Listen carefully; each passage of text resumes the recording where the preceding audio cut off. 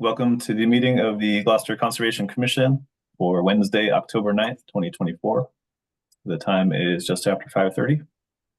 And we'll start, actually, as the amendments to the open meeting law allow, the Conservation Commission may continue to hold meetings remotely. Adequate alternative access to the meetings is provided through the Zoom link. Please continue to check the city calendar and the updated agendas for each meeting to get current login and meeting information. I'll start with a roll call of commissioners present. Member Charpentier. Member Cook. Here. Member Gradwell. Member Sargent. Here. Member Viteri. Here. Member Bella. Here. And Member Jackson. Here. All right, so we do have a quorum present. Okay. So first up is administrative briefing. Do we have anything to discuss, Chuck? We are still in the process of trying to hire an assistant agent. So hopefully I will continue to get stuff out on a timely basis until then. We do have several additional items continue. I'll just read through those before I get started in case anybody is here for those items. The first is NOI 0282976 for 171 and 281 rear Magnolia Avenue. They have requested to continue to the meeting of October 23rd. NOI 0283006 and 0283007 for 105 and 107 Winger Chic Road. They have requested to continue both of those to the meeting of October 23rd, 2024. The NOI 0283019 for 32 Stillington Drive. They have requested to continue to October 23, 2024. And NOI 0283022 for 3 Kirk Road. They have also requested to continue to October 23rd, 2024.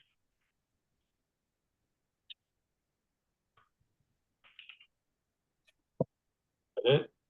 That's it. All right. Let me go back one step here and double check something. Okay. All right, next up is public comment.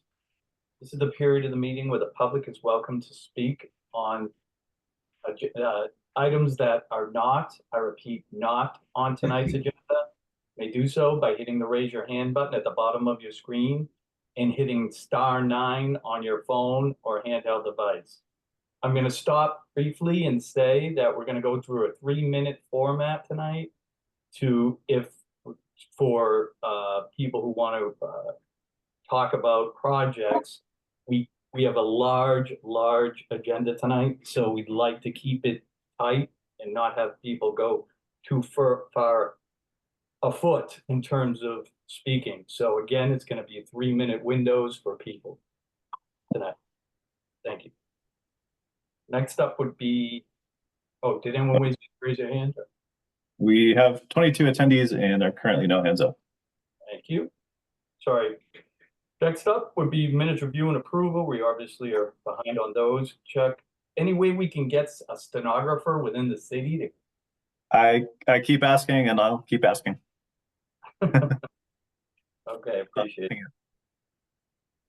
Okay, then we move into continued business. Notice of intent 0282950 160. Well, we don't have to go through all that. They previously continued to Essex Avenue, Upper Banjo LLC has previously continued to October 23rd, 2024.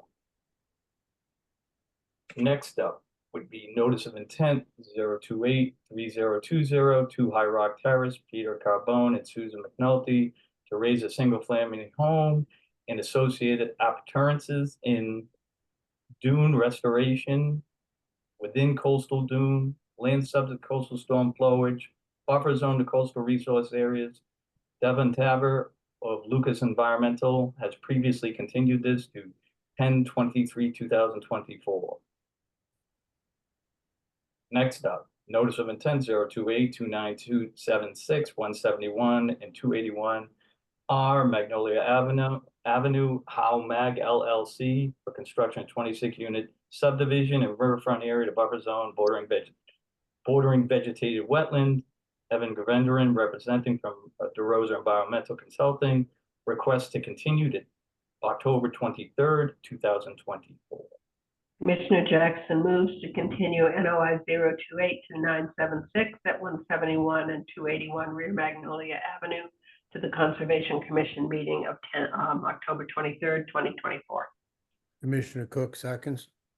Roll call, Member Cook, Yes. Member Sargent, Yes. Member Terry, Yes. Member Gullah, Yes. Member Jackson. Yes.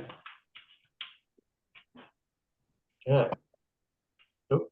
Next up, notice of intent 0282981 139 Winger Sheep Road, Ernest Herman, removal of unpermitted boardwalk on dune, revegetating portions of pre-existing path, coastal dunes, land subject coastal storm flowage, coastal beach, and land subject containing shellfish. Mary Rimmer of Rimmer Environmental Consulting LLC representing.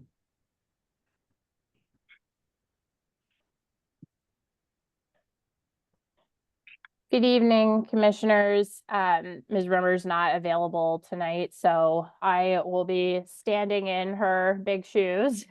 I'm Valerie Moore from Nutter, McLennan and Fish of 155 Seaport Boulevard in Boston on behalf of the applicant. So since we were last in front of you, we've made some modifications to the plan. I'll pull that up on the screen to quickly go through them, understanding you've got a busy agenda tonight.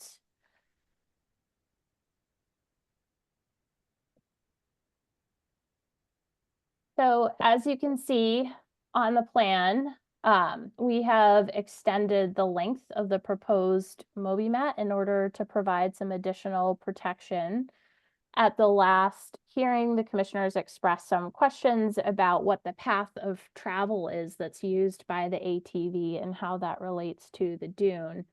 And so our environmental consultant has updated the dune delineation, and I'll speak to that in just a moment. You can see the landward limit of the coastal dune is shown by this sort of darker hashed line.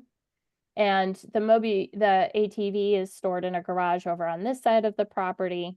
So we've extended the Moby mat here to ensure that when it travels, it's only traveling on lawn area. And then when it is traveling within the dune, it's always on the Moby mat to provide additional protection. With respect to the questions that have come up about the dune delineation, the site is mapped by FEMA as containing a velocity V zone to elevation 19. The landward limit is the location where the wave height becomes less than 3 feet or wave run-up depth is less than 3 feet in a 100-year storm event. That location is mapped by FEMA based on the topography of the shoreline. It doesn't necessarily correspond to an elevation on the ground. It's just based on FEMA's topographical mapping. Because of that, the extent of the V zone has to be scaled from the FEMA map onto the plan, which is what is shown on the plan. And that can occur either landward or seaward on the actual ground elevation 19. Because of the steepness of the bank, there is no AE elevation here, which would be the Stillwater flood elevation.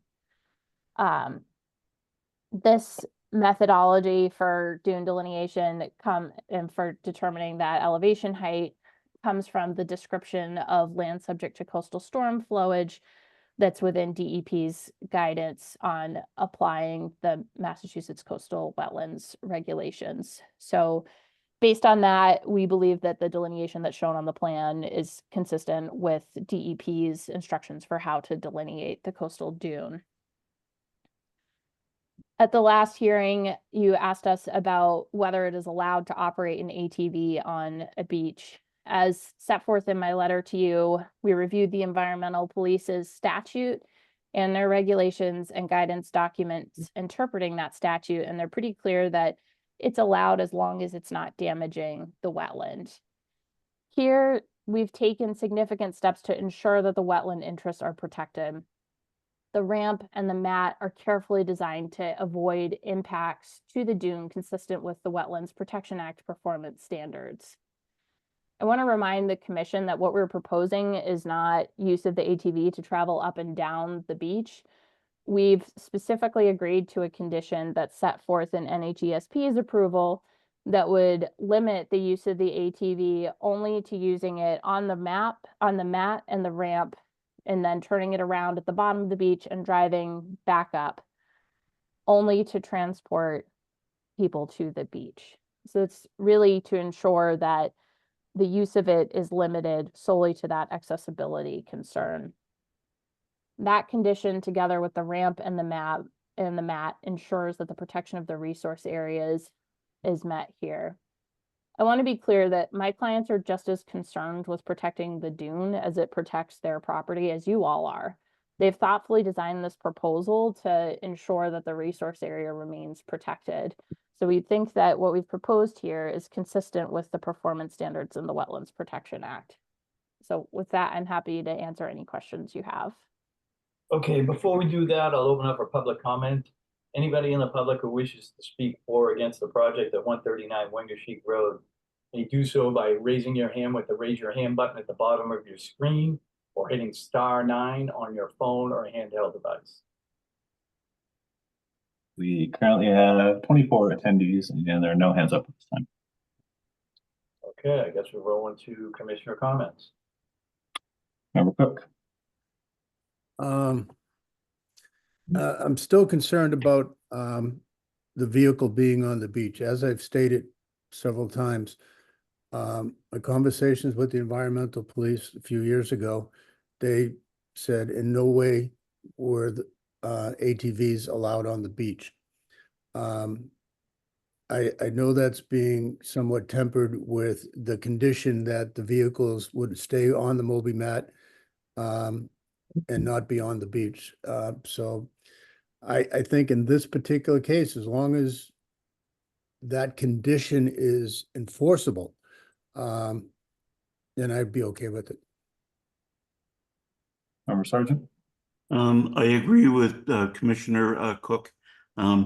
National Heritage said that the ATVs shall be limited upon and limited to the area of the Moby mat and the access ramp during the period of April 1st to August 31st.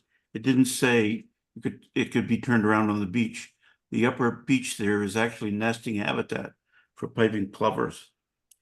And there's still some question of impacts to coastal dunes, as well as the delineation. DEP suggested no fencing to be installed to allow greater accretion of windblown sand in the primary dune. And I would like there to be a condition that there be snow fencing installed by the primary dune and replaced if it needs to be broken down. And there should be a condition that helical anchors for the ramp should not be placed too close to the top edge of the dune. And there should be a 2-year monitoring for the mortality and mitigation plantings and incorporate the National Heritage conditions as well. Thank you. Member Viteri. I have a question on your restoration area.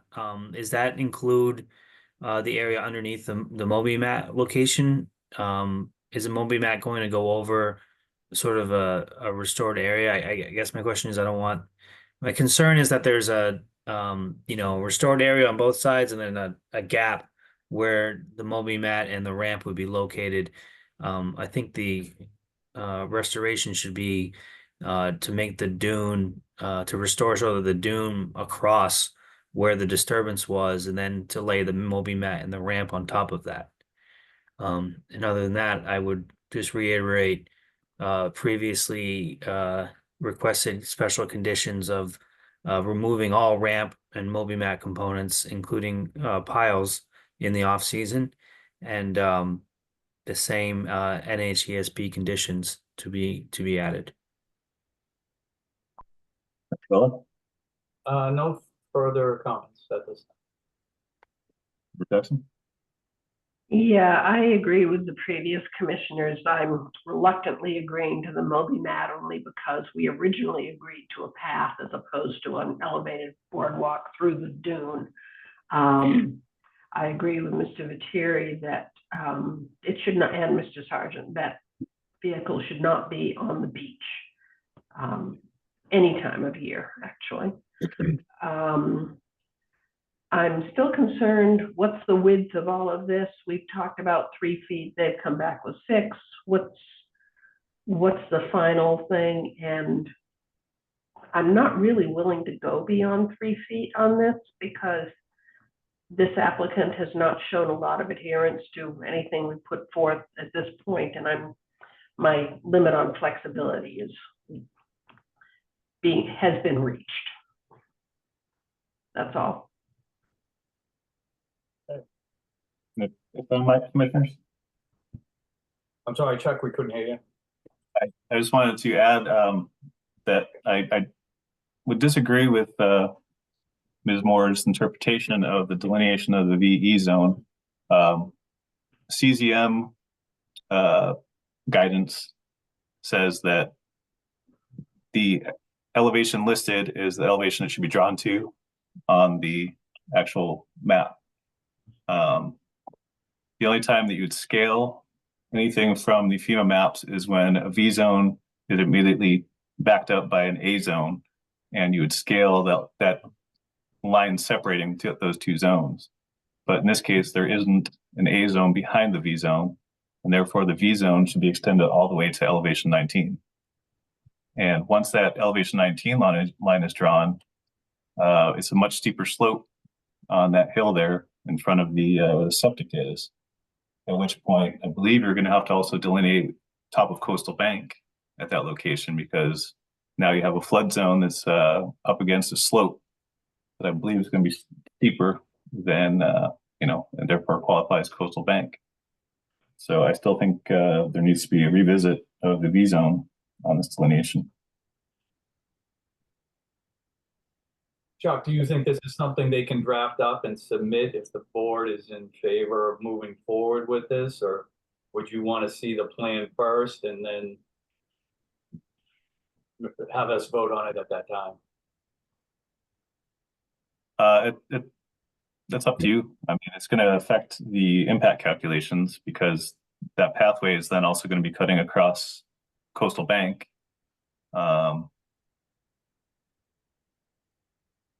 So okay. I just think there's some additional things that would need to be shown on there as well. It's up to you though, if you want. Right. No, I got you. All right, Ms. Moore, so we're close, but it seems like there needs a little bit more legwork to close the loop on this. If you want to add anything else, you obviously can ask us to vote. It's up to you. So if I could respond to some of the questions. So with respect to the dune delineation, we followed the DEP guidance, which is the operative guidance for delineating under the Wetlands Protection Act. As to the specifics of it, I would have to defer to Mary on that. As to Member Vitteri's question about whether we're restoring within the area where the mat and ramp are shown, the plantings are not proposed to be under the mat. I keep saying map, I mean mat. The plantings are not proposed to be underneath the mat. The plantings are shown on the sides of it, to the extent that there's sand to be brought in where the existing ramp gets removed, that would continue under the where the pathway is. If that, I hope that clarifies that. And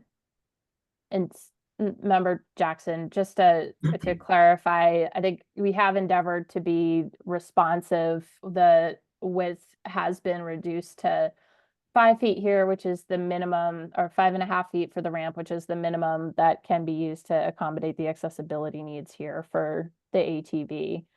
A 3-foot ramp wouldn't be able to accommodate that, and we did look into what would be required to do that, to do a 3-foot ramp and still provide accessibility, but to do that at an angle that would allow for wheelchair access would have required a switchback and a much longer ramp and greater dune disturbance than what's proposed here, which is why this is the preferred alternative. How wide does the Moby mat need to be for just the vehicle? I realize people have to get in and out of the vehicle, but only at the beginning and the end. It's, I believe we've proposed it to be 5 feet, which is the minimum width we need it to be for that. Is that the width of the vehicle track? Yes.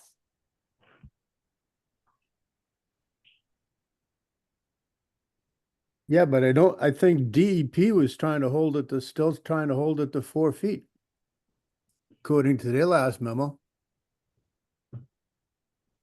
That would only work for a pedestrian access, which, as we've indicated, doesn't meet the accessibility needs that we need here.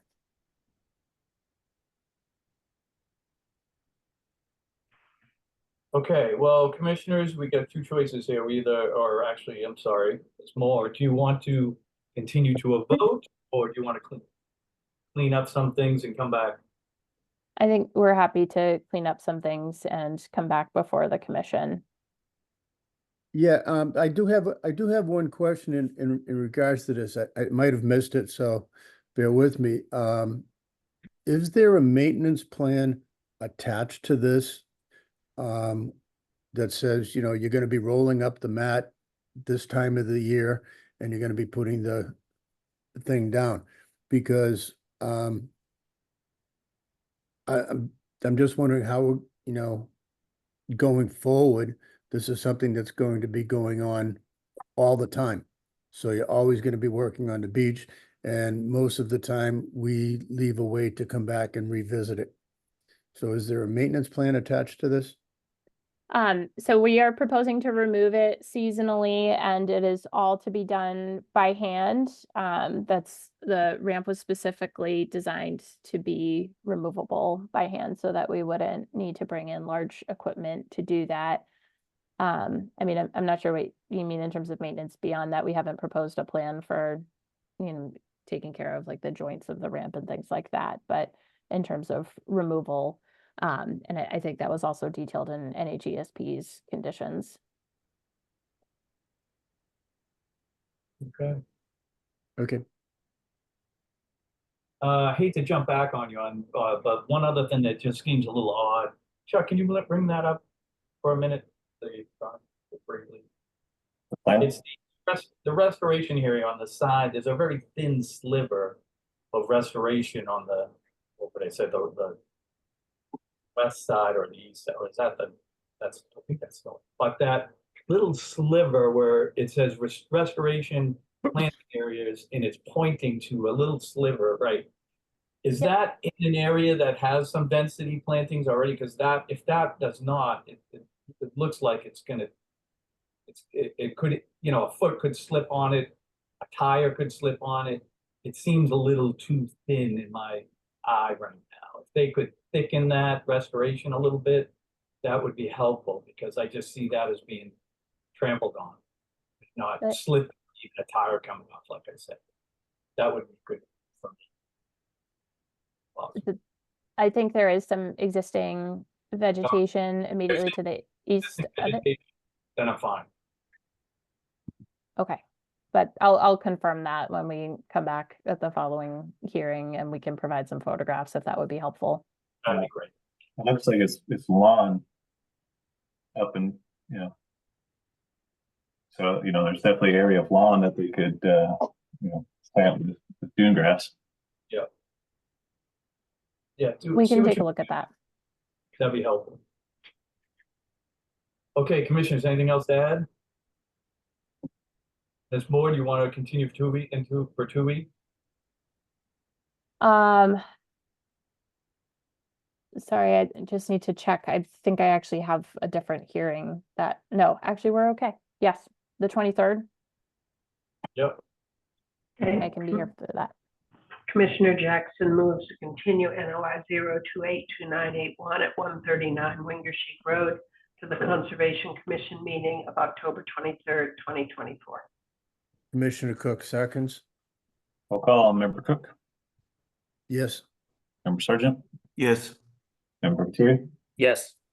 Member Bella, Yes. Member Jackson. Yes. Thank you. Thank you. Have a good night. Okay, next up is notice of intent 028-3005 Four River Road, Hayes Stumpy for Four River Road LLC to raise and rebuild a single-family home, construction of an addition, a pervious paver driveway, walkway, and retaining wall in riverfront area. Land subject to coastal storm flowage and coastal bank. Sorry, I almost lost those two. William Manuel, Wetlands and Lands Management, Inc. representative. Name and address of record, sir. Hi, Bill Manuel, Wetlands and Land Management from Danvers, Mass. So we had a hearing. I'm going to get right to it. I'm going to share my screen. Yes, before you get started, Bill, I just wanted to, for the record, note that Member Charpentier has joined the meeting. Thanks for that, Chuck. So the last hearing was a very long agenda. I felt like our presentation was rushed a little bit, but I do want to point out, first of all, that Mr. Stuppy and his family have owned this property for 3 generations in Annisquam. They're not somebody that's just blown in. They're committed to this property, and they hope to be here for, you know, more than 3 more generations after this. So as we work through this project, we need to find a path to yes. Now, the second thing I want to point out is that this is a very good, well-designed, well-thought-out project. It's been vetted by over a series of years to get to this point. The project has been reduced in scope. You haven't seen that, but you know, behind the scenes, this is what we've been doing, working with the owner, and we have reduced the project in scope. Presently, it was started out as a balky 9-bedroom type structure. In the process, there's been a water main break in the house. It's damaged the interior. It's basically gutted right now. There's surface water that gets its way under the building. It caused you know, mold issues. So something has to get done. Again, if this were somewhere else in Gloucester, or say this were on the north side of Annisquam, a buffer zone to a coastal bank, I'd come to you and say, we have a project, we're going to demo and rebuild the structure, add a little addition. We have a total increase of only 129 square feet of impervious area. We've provided over 1,000 square feet of mitigation. That's more than 8 times, which well exceeds your preferred 2-to-1 mitigation policy. And I think we'd be out of there probably in 1 meeting. I know there's discussion of riverfront. If this were a riverfront and I came to you in January of 2023, I'd say, well, you know, we obviously meet the 10%, 5,000 square foot criteria. Again, I'd go out on a limb and probably say that we'd be out of there in 1 meeting, and we had been building this in August sometime. But, you know, we do have these questions. We do have the DEP's different interpretation of the regulations. But I want to point out this is a good project. We are going to work very diligently on a path towards yes. Now, since our last meeting, you know, some of the commission members indicated they felt like the extension of the tides to the wharf wall on the opposite side of the road. I'll just use, let me zoom in a little bit more here. Annisquam River's out here. It's more than almost 600 feet away from the site. During high tides, you will get water up to this wharf wall here. There's some assertion that that's where the riverfront boundary begins, and you measure 200 feet. If that were the case, then the entire site would be in riverfront. I wanted to take the opportunity to give you a summary of my permitting experience in Gloucester in front of the commission. Some of you have probably seen it all. Some of you have only seen a few of them. I'm not going to go over it. That you have the information, and but I wanted the commission to be aware of that. I also wanted to give you a summary of the regulations and the discussions for determining in the field where the channel of the river begins, and that is the point that we begin to measure riverfront. In inland rivers, we look for bankful indicators. In tidal rivers, we look for the mean high water. elevation, but it's the mean high water elevation of the river. And it doesn't say the adjacent coves, the adjacent estuaries, salt marshes, et cetera. It is the mean high water of the river. And we've worked with Dr. Rosen. He is a coastal geologist, former professor, former department chair at Northeastern University Geosciences Department. His work, I think, it's a good scientific evaluation of where the channel of the Annisquam River is as it flows past the mouth of what we learned as Stage Cove. And we believe that the project should not be characterized as in riverfront. Nevertheless, you know, if that's something that the commission can't get past, then I'm happy to say that even if we had to look at this project as a riverfront, all the information that you need to approve it is right here on the plan. It would be a riverfront redevelopment project because there's previously degraded areas on the property. There are areas, the site's only 7,200 square feet.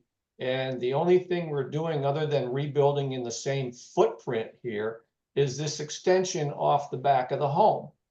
You can see these yellow outlined areas are already previously degraded areas. The net increase of that footprint is only 445 square feet. The rest of the property is basically mitigated with planting areas or stormwater management areas. And so, you know, those by themselves reach a level. You know, obviously we know we've done a couple of these riverfront redevelopment projects. The commission's approved both of them that I've worked on since 2023. And we know that we exceed 10% of the riverfront. So there's that 2-to-1 mitigation or an equivalent level of environmental protection. This project is very similar to that 12 Woodward Avenue project. The commission approved it, a neighbor appealed it. We've just got a superseding order of conditions just this week, affirming the commission's approval.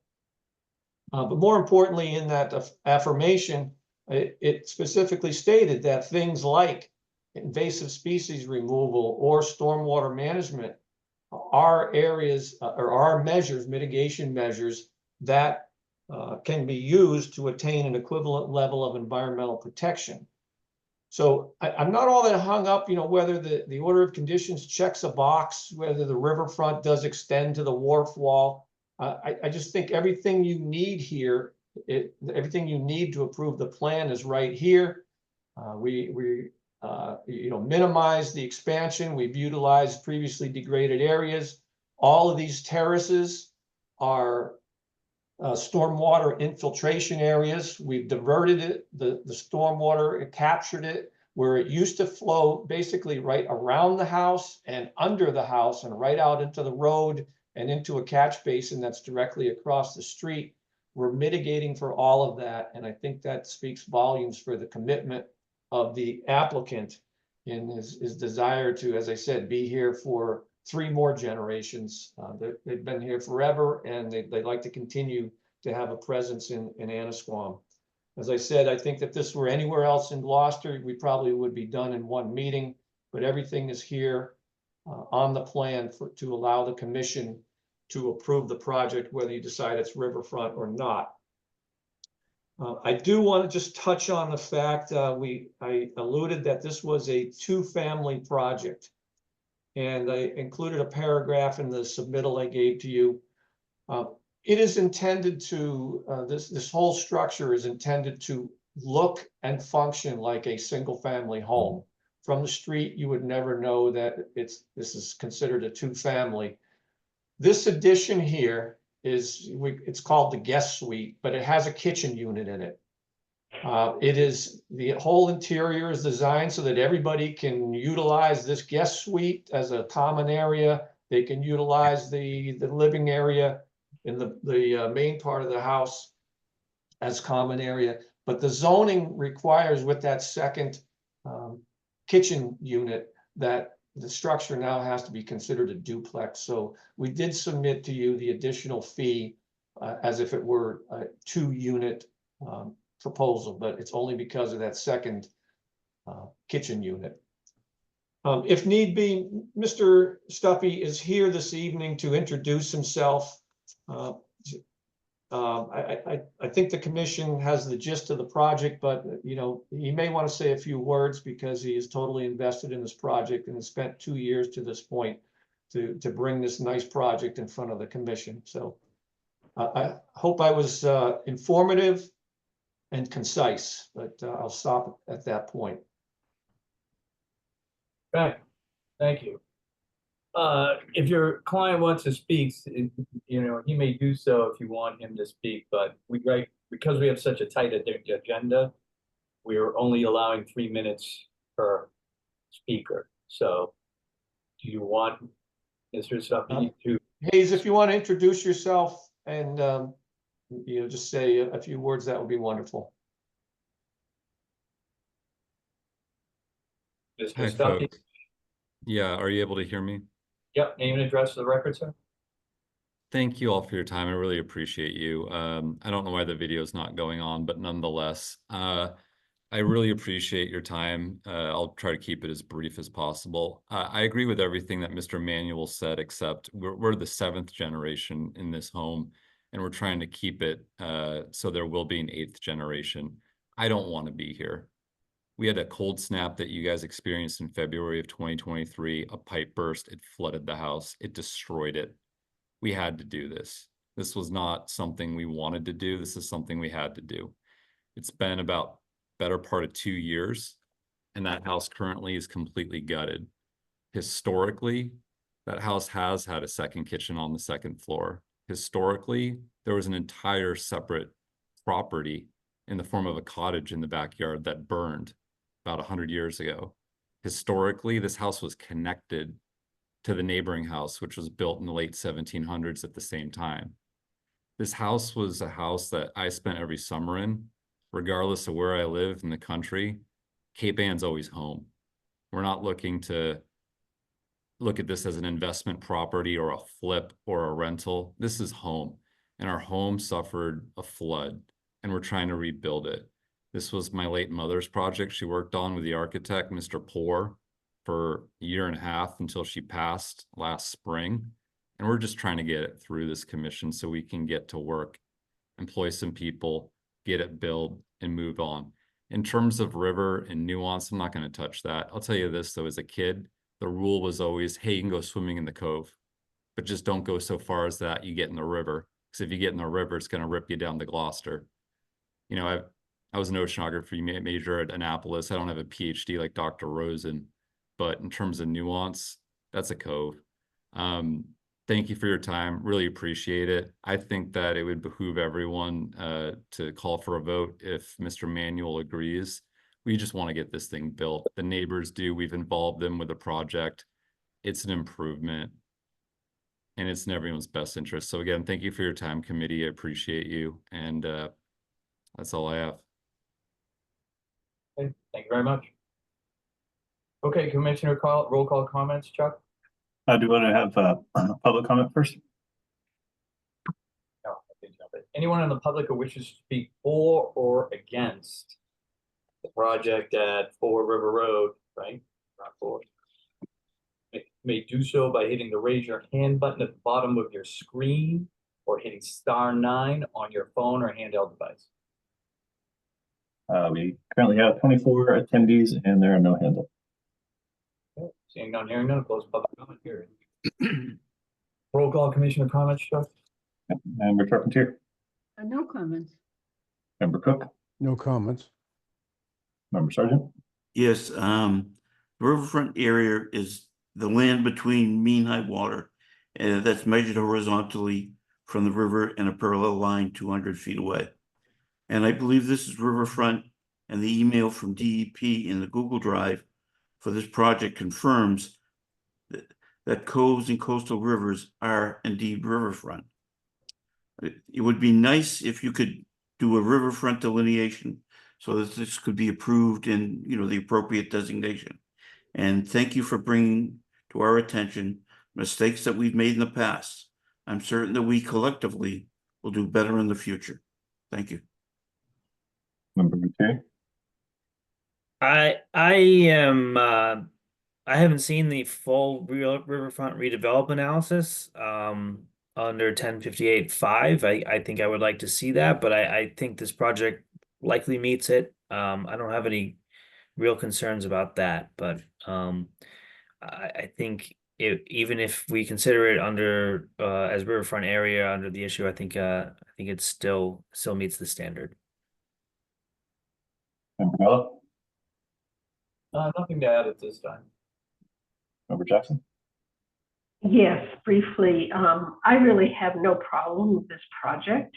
I believe the delays have been caused by the roadblock. The commission has from the beginning said that it was riverfront, and I think we need to stick with that. And I appreciate you coming around to agreeing that it will be treated as riverfront.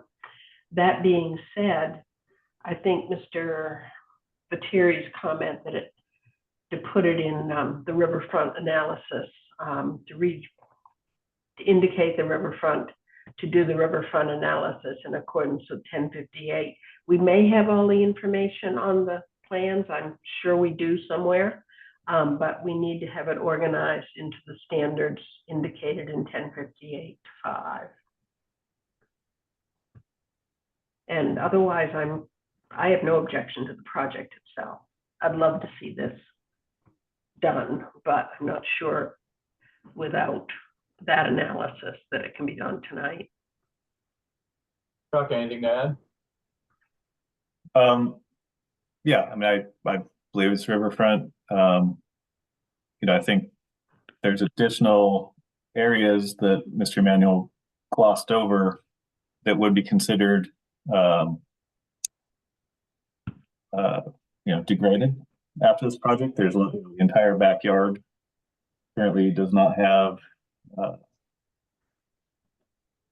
really anything in it besides the couple structures. The rest of it is vegetated currently. The proposed plans have all these terraces and additional area, so these walkways and stuff like that. I think we're going to need to see the calculations of the degraded areas proposed versus what's existing now. There's some additional area too in the front where there's vegetation. There's now going to be a driveway. So I think it is important to maybe at least be able to see that before the commission makes a determination. Okay, Mr. Manuel, we're close. I think unless you want to vote tonight, I think your applicant, your client wants us to vote, but I hope cooler heads will prevail and we can continue this for a little more information. Yeah, I obviously will pull together a redevelopment analysis. I'm happy to hear that from what I heard, virtually everybody is happy with the project as long as we can paper the file. I'll endeavor to get that to you in a week so that we can vote on this at the next meeting. Great. Excellent. Okay, Commissioner Jackson moves to continue NOI 0283005 at 4 River Road to the Conservation Commission meeting of October 23rd. Charpentier seconds. Roll call. Member Charpentier. Yes. Member Cook. Yes. Member Sargent. Yes. Member Terry. Yes. Member Powell. Yes. Member Jackson. Yes. Okay. You're all set, sir. We'll see you in a couple of weeks. All right, moving ahead. We have notice of intent 0283006, 105 Wingashiek Road at 125 Wingashiek LLC. They have a request to continue to October 23rd, 2024. Commissioner Jackson moves to continue NOI 0283006 at 105 Wingashiek Road to the Conservation Commission meeting of October 23rd, 2024. Charpentier seconds. Roll call. Member Charpentier. Yes. Member Cook. Oh, sorry. Yeah, Member Yes. Cook. Yes, Member Sargent, Yes. Member Carey, Yes. Member Golub, Yes. Member Jackson. Yes. Okay, moving along, we have notice of intent, 028-3007, 107 Wingersheek Road, 125 Wingersheek LLC. They also requested to continue to October 23rd, 2024. Commissioner Jackson moves to continue NOI 0283007 at 107 Wingersheek Road to the Conservation Commission meeting of October 23rd, 2024. Charpentier seconds. Roll call, Member Charpentier, Yes, Member Cook, yes, Member Sargent, Yes. Member Lettieri, Yes. Member Golub, Yes. Member Jackson. Yes. Okay, next up, notice of intent, 028-3015, 91 Wingersheek Road, 91 Wingersheek Realty Trust, construction of an accessory dwelling, unit, and septic system in coastal dune and land subject to coastal storm flowage and buffer zone to ACEC and coastal resource areas.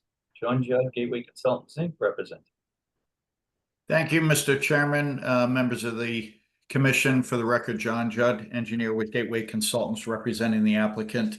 This is a project that I discussed with Chuck earlier this week. This is a continued item for a proposed accessory dwelling unit along the barrier beach of Wingersheek Road. If you'd like, I can share my screen, Chuck, or you want to bring up the latest plan, I can do it. Sure, go for it. Okay, all right, so here we have the plan the latest plan, I should say, that shows the proposal, and the issue, as you may recall, was the ACEC delineation across the street. And we've since received our ruling from this board that, just trying to bring that up so it's legible. In any event, across the street, we have elevation 10, which is now based upon the NAVD 88 datum, as opposed to the 1929 datum. So that brought everything in much closer to the site. You may recall we did have quite a few spot grades shown across the street to where we thought where we believe that the 9.2 datum is, but nonetheless, this is based on the more recent datum. It is elevation 10. The offsets being over here, the 100-foot buffer to the ACEC there, and then we have the 200-foot, which extends to this location here. You may recall we do have the flood zone elevation 13 here. So the intent initially with this project was to adhere to the new floodplain bylaw and get the proposed accessory dwelling unit outside of that flood zone as required under the new ordinance. So we understand, I had some discussions with Chuck about some of the things that DEP wanted, one of which was the proposed section view through the site. We have it that was requested by DEP. We have Wingersheek Road here. We have the gravel parking lot. The existing tennis court is here. And we also show the proposed septic area, existing pool, existing dwelling. And then as you go further out toward Coffin's Beach, you can see the existing dwelling here in the coastal dune. So that was a section view through the site that the DEP wanted. There was also a request of why or how the project meets the performance standards for coastal dune. And obviously we have a pretty substantial reduction in impervious area by removing the tennis court area here and putting in the new advanced treatment septic system and planting that with either grass or some other pervious cover condition. And those numbers are here. As far as the impervious area, we have a reduction of almost 1,000 square feet due to that removal of the existing tennis court in that section. We can answer any questions that you have. The applicant is here as well, And I think one of the comments from Chuck the other day was he'd like to see us go to the Board of Health and finalize that approval. We did appear before the Board of Health for the septic system in a coastal dune back in May. They did ask that we come to you folks first, so we're kind of working our way in between. We do have to go back before them for a new variance because of that adjustment to the ACEC. We are outside 100 feet, but we are within the 200 foot, which is the local ordinance. And I can answer any questions that you have at this time. Okay. First off, I'll open up for public comment. Does anybody in the public wish to speak for or against the project at 91 Winter Sheik Road? May do so by hitting the raise your hand button at the bottom of your screen or hitting *9 on your phone or handheld device. We currently have 21 attendees and there are no hands up. Seeing none, hearing none, close public comment period. Next up would be roll call comments. Member Charpentier, No comments? Member Cook, No, it's just, I really don't have any comments. It's just, I'm concerned, you know, if we approve it and there's a change made by the Board of Health that they're requesting a change, is gonna have to come before us. That would be my only concern. Member Sargent. Member Sargent, Yeah, I know it's been a difficult slog, John, but I still think that it needs to be a variance request from distance from the ACEC setback. And as you said, the Board of Health still needs to, you know, approve it. Thank you. Member Steri, Yeah, I have two questions. The first is it possible to locate the septic system entirely within the current tennis court and degraded area? And second is what's the finished ground cover going to be for the septic system area and also the roof drain infiltration system area? You mentioned grass. Is it possible to restore that to sort of dune and beach grass kind of conditions? So that's it. Member Go, Nothing to add. The only one that we get concerned about is pools, if you have to drain them properly. Where's that gonna go? Probably my only comment. Member Jackson, No additional comments. I do agree with the previous commissioners that we need a little bit more information. One of the things that DEP wanted was a delineation of alternatives in placement for the septic system. In that same set of technical comments, there were several other requirements as well. Just make sure you've covered all those. Okay, that's everybody. Mr. Judge, you want to respond? Sure. Maybe I could just work backwards because I've been writing things down. Thank you. So Ann Joe had requested alternatives. The DEP comments on the portal for the septic system. So we did put in an email on the 3rd. We did have some response to the DEP comments, specifically that we are in a degraded area here for the proposed septic system now. The pool, as you know, is pre-existing. It's a saltwater pool. I can address Rob's comment in a second, but this is all to be removed here. And this really doesn't have dune characteristics as far as exposed sand and the movement of sand particles. As far as the planting of dune grass on top, I can check with the client. It looks like we're going to have to go back before the board on the 24th, the Board of Health, that is, to request that variance. I have been in touch with the health agent, and we are on that docket for the 24th with the septic review subcommittee to request with this latest revision. We did make some revisions as far as raising the system above the flood zone, but we do need that extra variance, and we can add the extra variance required under the local wetlands ordinance for situating a septic system within the 200 foot as well, and that can be added to this plan. Dave had asked that was writing it down and I sort of got thrown off here, but we are going before the Board of Health, and I think that was the only one from Dave.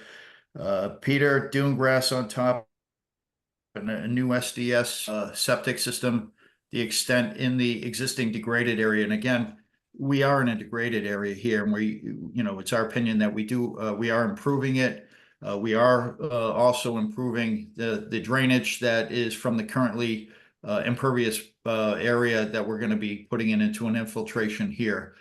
So we are doing subsurface infiltration, which none exists right now in that impervious tennis court. So we are making collectively, quite a bit of improvements here, notwithstanding the removal of almost 1,000 square feet of impervious area. So I think I got everything, but if there's anything I missed, I'd be happy to address. Yeah, my question was about moving the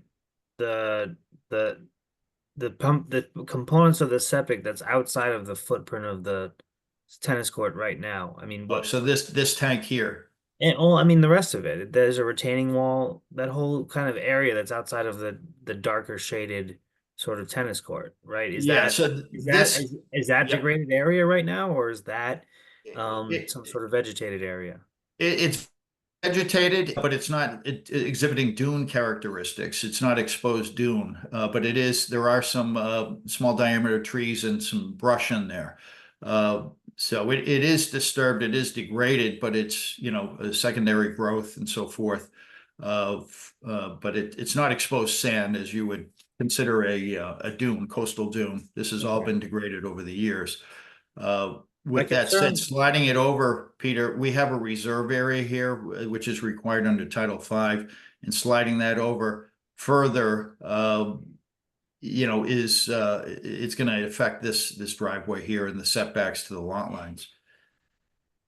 Okay. Well, my concern is the location of those components within the upland edge, or within the 200 feet of the ACEC. I think it would be a little easier to grant a variance from our local bylaw if all of those components were located in an existing degraded area instead of in an area that is currently vegetated. Okay.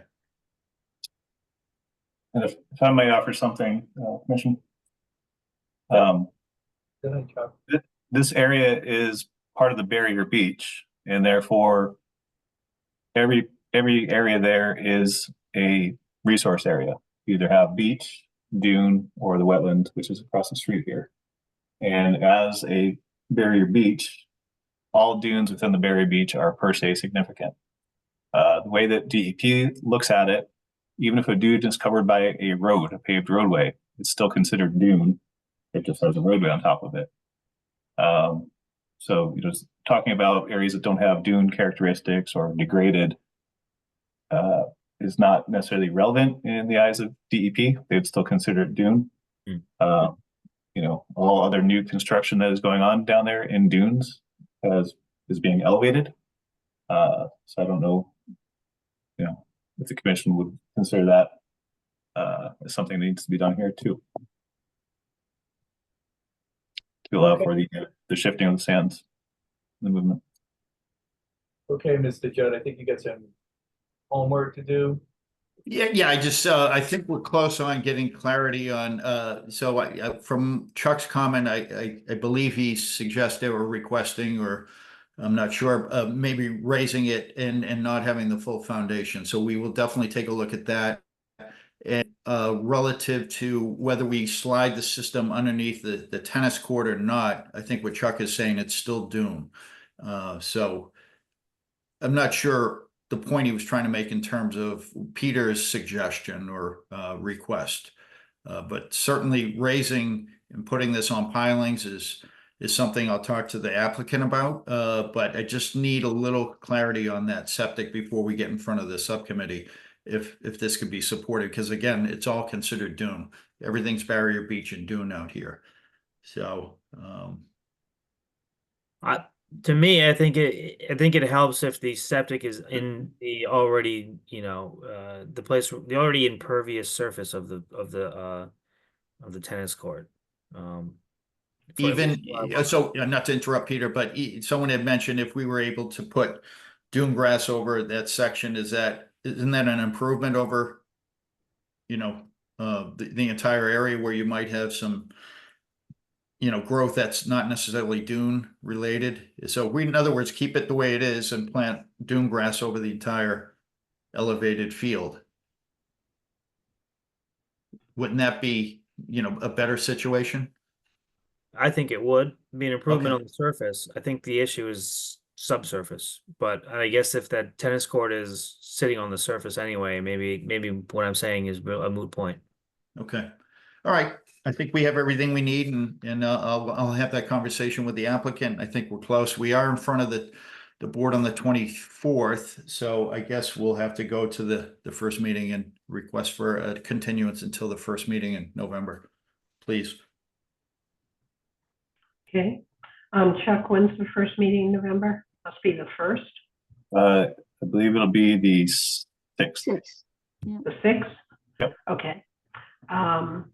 Commissioner Jackson moves to continue NOI 0283015 at 91 Wingersheek Road to the Conservation Commission meeting of November 6th, you said?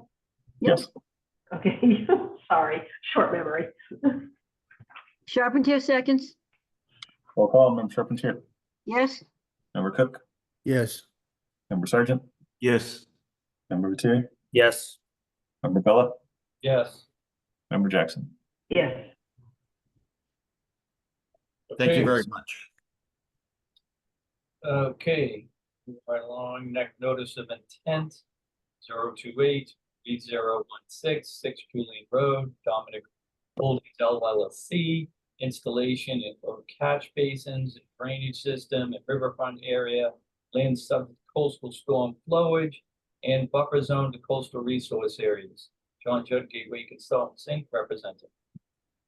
Thank you, Mr. Chairman, members of the commission. Once again, John Judd representing the applicant at 6 Julian Road. This is a project where we're proposing, there's an existing sort of temporary pump. Well, it's been in use for many years in this low area of 6 Julian Road. There's a commercial building here and a low area here that ponds during heavy rainfall events. And what we're looking to do is put in a deep sump catch basin here and put that into a pump chamber here, which would go into an existing closed pipe in this location that discharges over here.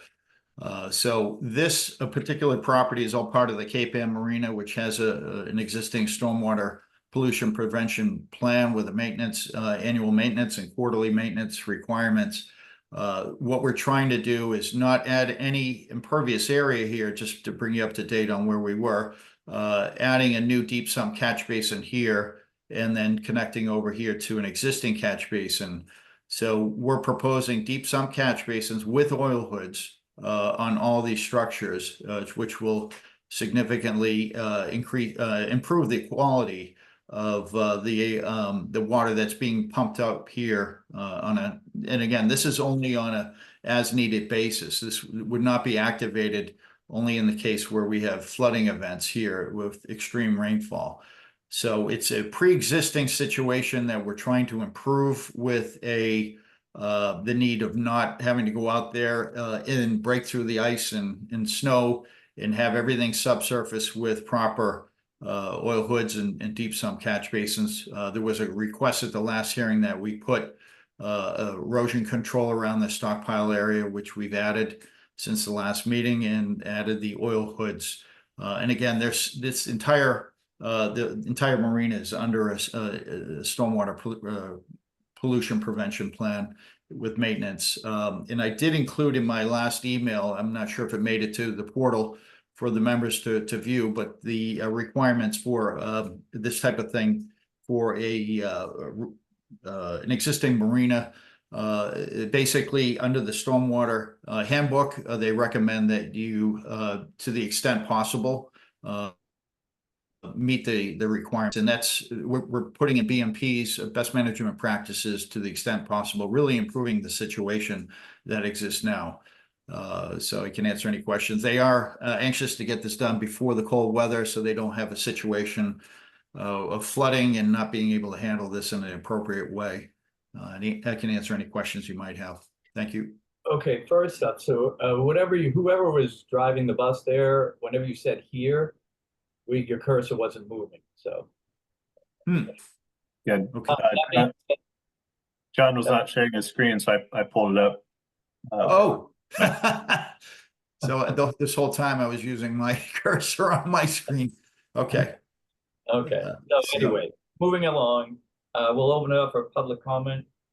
Anybody in the public who wishes to speak for or against the project of 6 Julian Road may do so by hitting the raise your hand button at the bottom of your screen or hitting *9 on your phone or handheld device. We currently have 23 attendees and there are no hands up this time. Okay, seeing none, hearing none, close public comment period.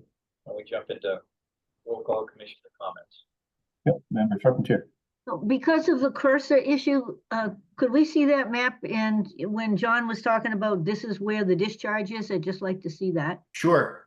Yeah, let me pull that up again, Linda. I thought my screen had frozen, but I guess it was. Can you see my screen or should I go? I can't see your screen. You can't see it, so I'm gonna have to go back and get into ask to be share the screen. Okay, bear with me. Yep.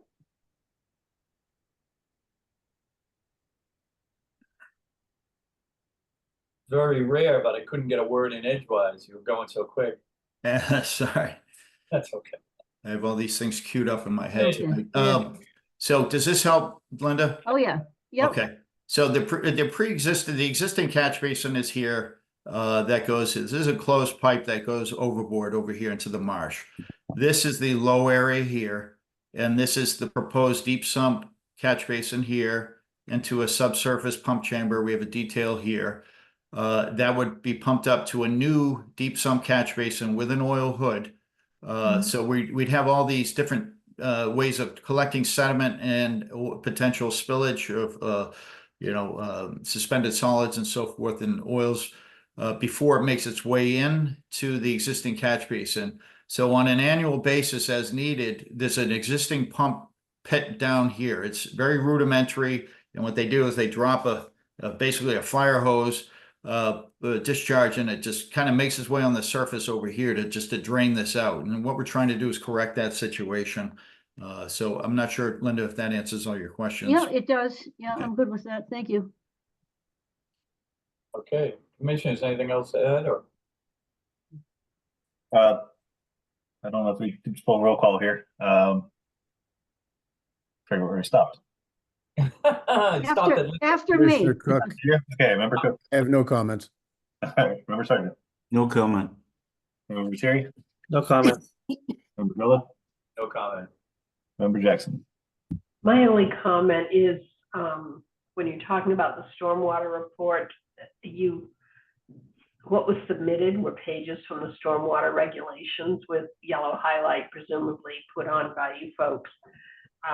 Usually there's a narrative which explains it a bit more and why your choice of treatment is the best one. Nobody else seems to be concerned about it, so I could probably be convinced to go along, but I'd like to hear from the agent. Yeah, I guess I tend to agree that we typically get a bit more narrative. I guess you mentioned there's an existing maintenance plan and stuff like that. I was curious if this would be added to that maintenance plan. Because I presume that currently is not part of that. Yeah, we can certainly do that. I can forward that to you, the existing SWIP, Chuck, that you have, that you can have it in the file, and we can make that as part of that SWIP to have these deep sump catch basins cleaned out on an annual basis and pumped out of any grit and sediment. But that can certainly be added to that SWIP, which is already pre-existing. That's prepared and maintained by the applicant, but it was prepared by GZA, which is obviously a reputable outfit, and they specialize in marinas. And so this has all it's on file at the marina, so to make sure that all the activities there meet the threshold of not only the DEP, but also the EPA at the federal level. Okay. Anything else, Commissioner? Ready to move on this one way or the other? We need to continue. Did we continue? Okay, Commissioner Jackson moves to close the public hearing for NOI 0283016 at 6 Julian Road. Charpentier seconds. Call Member Charpentier, Yes. Yes. Member Sargent, Yes. Member Terry, Yes. Member Bella, Yes. Member Jackson. Yes. Commissioner Jackson moves to approve NOI 0283016 at 6 Julian Road. Charpentier seconds. Roll call Member Charpentier, Yes. Member Cook, Yes. Member Sargent, Yes. Member Terry, Yes. Member Bella, Yes. Member Jackson. Yes, with the request that in future applications, Mr. Judd do a little more work on stormwater reports. Will do. Okay, thank you.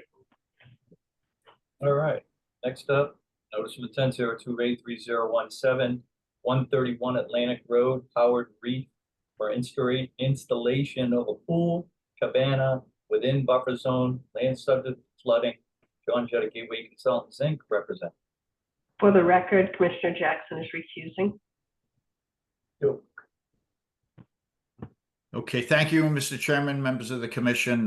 This is for the record, John Judd representing the applicant. This is a continued item that is proposing an in-ground pool in this location here behind the existing house. Need to share your screen again. I'm sorry? You'll need to share your screen again. I didn't do that? Okay. Here I am with the cursor again. I'm going to take that off.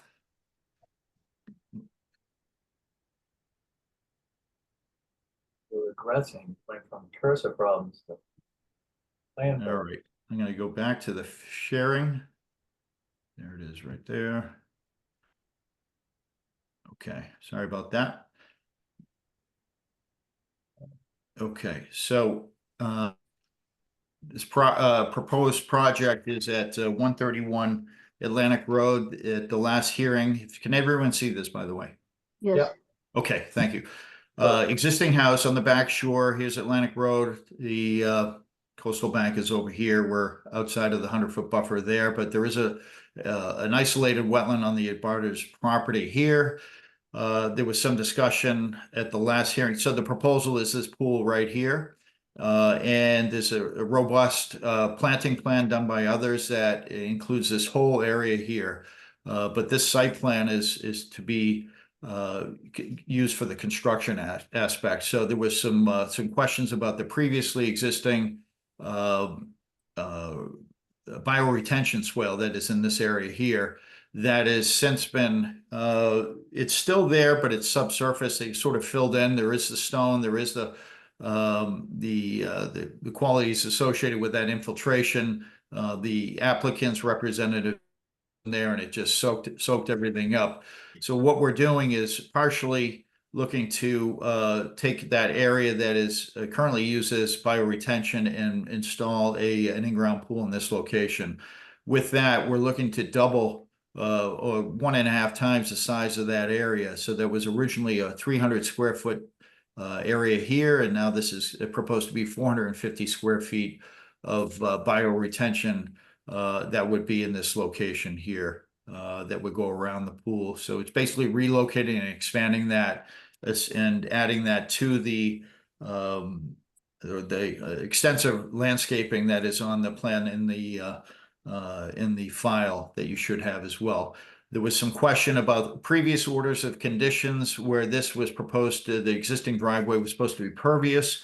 Then there were subsequent orders that this, not this board, but previous, some of the members may have been on it. Angelo, you may remember it. They allowed for this to be pervious with the addition of a trench drain here, and then it goes into a subsurface dry well, which was all installed as part of that original project. So that is essentially where we left off. There was some investigations, research that was forwarded to the board as far as the past recording of the those amendments to that order of conditions that was issued. And Chuck, I'm not sure if I'm missing anything, but that's my presentation. I can answer any questions that you might have. Okay, first up, we'll move to public comment. Does anybody in the public wish to speak for or against the project at, where are we at, 131 Atlantic Road? We currently have 21 attendees and there are no hands up at this time. Seeing none, hearing none, close the public comment period. Why don't we move on to commissioner roll call comments? Member Charpentier, No comments. Member Cook, No comments. Member Sergeant, Yeah, if the replacement bioretention swale is replacing the previously approved bioretention area, I believe there still should be some mitigation for the increase in impervious surface, for example, the proposed cabana. And I'm wondering if the subsurface infiltration chamber and the driveway trench drain that were approved and installed in lieu of the previous driveway surface are still in existence and functional. And there should be a 2-year monitoring for the mortality of plantings, and all dewatering must be adequately treated before being discharged. Thank you. Member Viteri, No comments. Member Gallup, Nothing else to add at this time.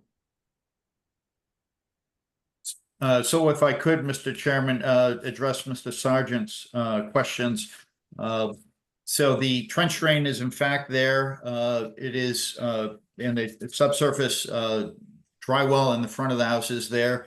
Michael Byrne, who is from the patio company, has tested both of these in terms of the adequacy and the functionality of them with using a hose. And he can maybe speak to that if there's any question on that. There is a native plant design prepared by Mara Landscape LLC that's part of this project, and we'd like to have that included. And that includes over 1,628 square feet of native planting along and within this bioretention swale. So it's we more than doubled that cabana size for the pool. We certainly covered that because we went over these numbers with them, and that is it should be listed on the plan, but it's certainly on the planting plan where we have this whole area is 1,600 square feet of mitigation planting. So that covers both what was there and what is proposed. And I can answer any questions you might have after that. Did I open up a public comment? I don't think so. You did. You did. Yep, Okay. There's no hands up. Okay.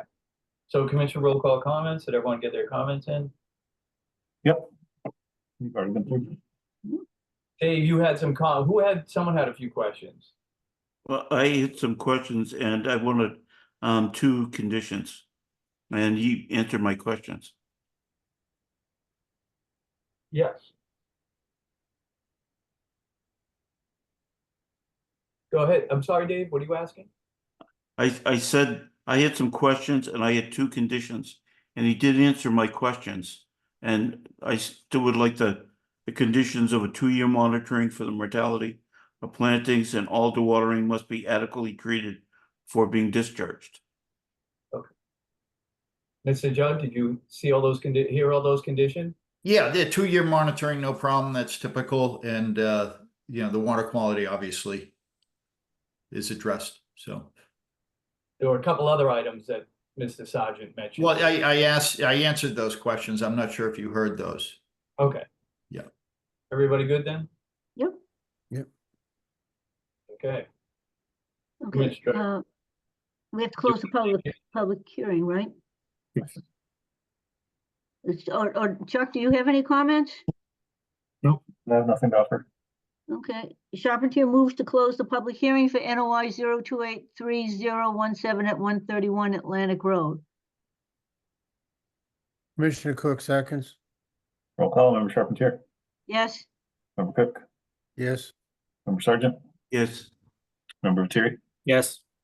Member Vella, Yes.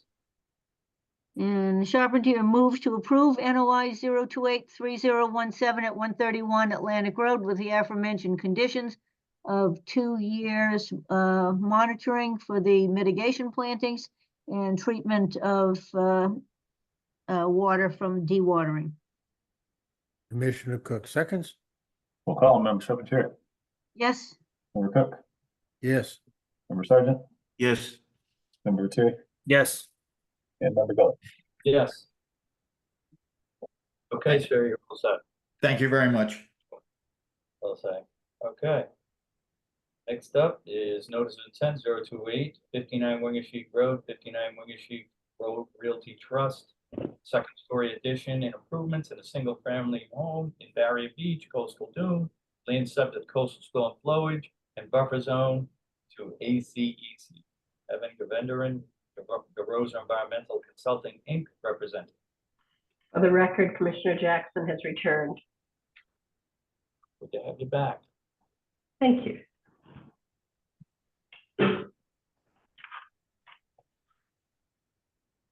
Good evening, Commissioners. Evan Gavendran here of DeRosa Environmental, representing 59 Wingersheek Road Realty Trust for their proposed second story addition and other site improvements. Since the last meeting, we have submitted supplemental information and revised plans to address some commissioner comments. And we also received the letter from Natural Heritage. So what I'd like to do is just briefly go through the memo that I submitted, and then I'll show you the revised plans. Okay, so we submitted revised plans that include the revised ACEC elevation and buffer zones associated with that. So both of those plans have been revised. I'll walk you through that in a minute. Based on the adjusted ACEC line, the proposed septic system is located partially within the upland edge and partially within the 100-foot buffer zone to upland edge. Because there's no other alternative that would have less impact than the proposed location, we've included a waiver or a variance request in the memo.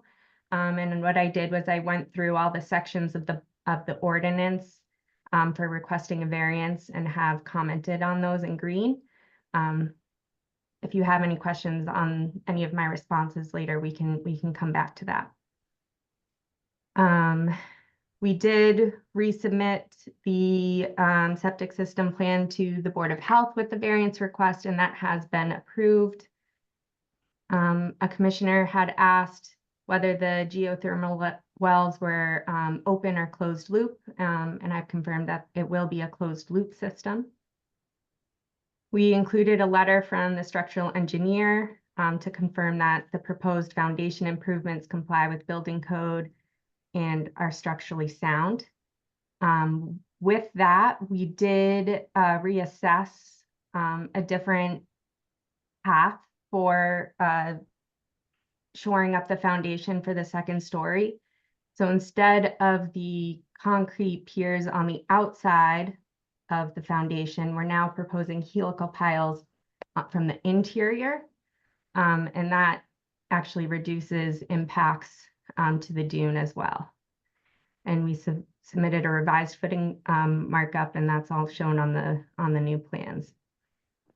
We also attached the Natural Heritage letter. They had four conditions in their letter, and it involved monitoring shorebird activity from April 1 to August 31st. So we're happy to comply with that in the order of conditions. So I'll quickly jump over to the project elements plan to show you the changes. So this is where the new elevation 10 ended up for the ACEC. That shifted this red line to be the upland edge. And then here's 100-foot buffer zone from upland edge. So everything is within the upland edge and the 100-foot buffer zone. If you recall, the septic proposed septic system is a biofilter system and a soil absorption system, all within the location of the paved driveway and portion of the gravel driveway. If we put it anywhere else that's further outside of the upland edge or the 100-foot, it'd be further within the dune, and within the natural heritage area. So that just would cause way more impact than where it's proposed now. We also, because we're doing the helical piles from the interior, we no longer have to remove the concrete pad the concrete patio and rebuild it. So that note has been removed from the plan. We're still reducing impervious surfaces on site. And I will just quickly show you. So this is a brief sketch of all the helical piles that will be installed from the interior of the foundation. With that, I will open it up for any questions you might have. Okay, first up, public comment. Anyone in the public who wishes to speak for or against the project at 59 Winger Sheep Road may do so by hitting the raise your hand button at the bottom of your screen or hitting *9 on your phone or handheld device. We currently have 18 attendees and there are no hands up. Okay, seeing none, hearing none, I'll close the public comment period. Next up would be Commissioner roll call comments. Member Charpentier. No comments? Member Cook. No comments. Member Sargent.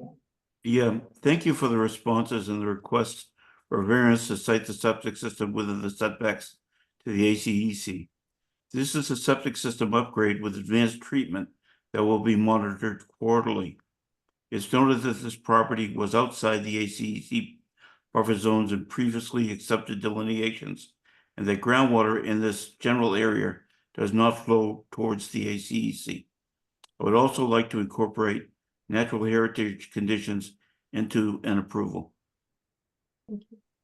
Member Terry. Yeah, can you submit the Board of Health approval for the file? Sure. Member Bella. I'm just curious, are you removing the existing concrete slab? Is that what you're doing and then adding the piers? No, so originally we were going to have to remove the concrete patio to install what was previously proposed, the concrete piers. But now we're doing helical piles that will be installed from the interior. So we no longer have to remove the concrete patio. So you're going to remove the concrete patio? It's staying as is. It is staying, okay. And Member Jackson. No, I don't have any comments. I'd like to hear from the agent. Yeah, I don't necessarily have any comments. I don't know if the commission will need to vote on the variance approval prior to voting on the rest of the project. I think since it is a replacement rather than a new septic, I think the commission has approved those before within the ACEC. Okay. All right, I can make that motion. Commissioner Jackson moves to, wait a minute, I just had it here. Yes. Commissioner Jackson moves to waive the provisions of the Gloucester Wetland Ordinance, Section 1215, B2, B2 and 3, for a septic system within the buffer zone of the ACEC. Charpentier seconds? Roll call. Member Charpentier. Yes? Member Cook. Yes. Member Sargent. Yes. Member Terry. Yes. Member Bella. Yes. Member Jackson. Yes. Okay. Commissioner Jackson moves to close the public hearing for NOI 0283018 at 59 Winger Sheep Road. 59 Winger Charpentier. Sheep Road. Yeah, go ahead. Charpentier seconds? Roll call. Member Charpentier. Yes? Member Cook. Yes. Member Sargent. Yes. Member Terry. Yes. Member Bella. Yes. Member Jackson. Yes. Commissioner Jackson moves to approve NOI 0283018 at 59 Winger Sheep Road with the previously discussed conditions. Charpentier seconds? Roll call, Member Charpentier, Yes, Cook, Yes. Member Sergeant, Yes. Member Lettieri, Yes. Member Bella, Yes. Member Jackson. Yes. Thank you. We're all set. Thank you. Okay. Next up is notice of intent 028-3019, 32 Stillington Drive.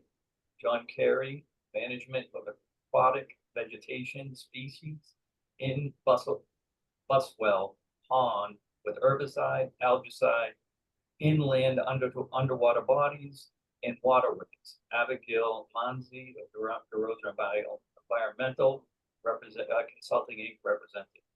They are requesting a continuation to October 23rd, 2020. Commissioner Jackson moves to continue NOI 0283019 at 32 Stillington Drive to the Conservation Commission meeting of October 23rd, 2024. Charpentier, second. Roll call, Member Charpentier, Yes, Member Cook, Yes. Member Sergeant, Yes. Member Lettieri, Yes. Member Bella, Yes. Member Jackson. Yes. Moving along. Are we on to the amendment to Salt Island, correct? No, 3 Kirk Road. Correct. Oh, there do we we go. have a DEP number for that now? Yes, 3022. And they're requesting a continuation. Yeah. Commissioner Jackson moves to continue NOI 0283022 at 3 Kirk Road. Greg Souza to raise and rebuild existing home, installation of pool and relocation of existing pier in riverfront area, buffer zone to coastal area, resource areas. John Judd, Gateway Consultants representing. I move to continue this to the Conservation Commission meeting of October 23rd, 2024. Charpentier, seconds. Roll call, Member Charpentier, Yes, Member Cook, Yes. Member Sergeant, Yes. Member Lettieri, Yes. Member Bella, Yes. and Member Jackson. Yes. Okay. Now we're at the amendment 028. There we are. Amendment 0282958, 1 Salt Island Road, John Paul Montietti. The amendment to notice of intent 0282958 to include Dune Chase Bernier from SWAC Environmental Consultants representing. SWAC.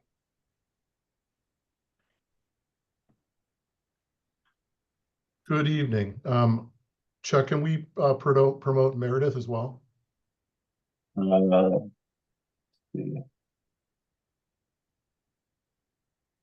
There she is.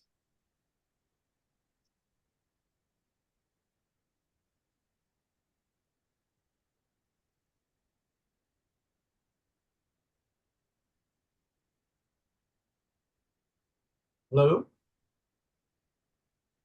Can you, yep. Name and address? Can't hear you. Can you hear me now? Yeah.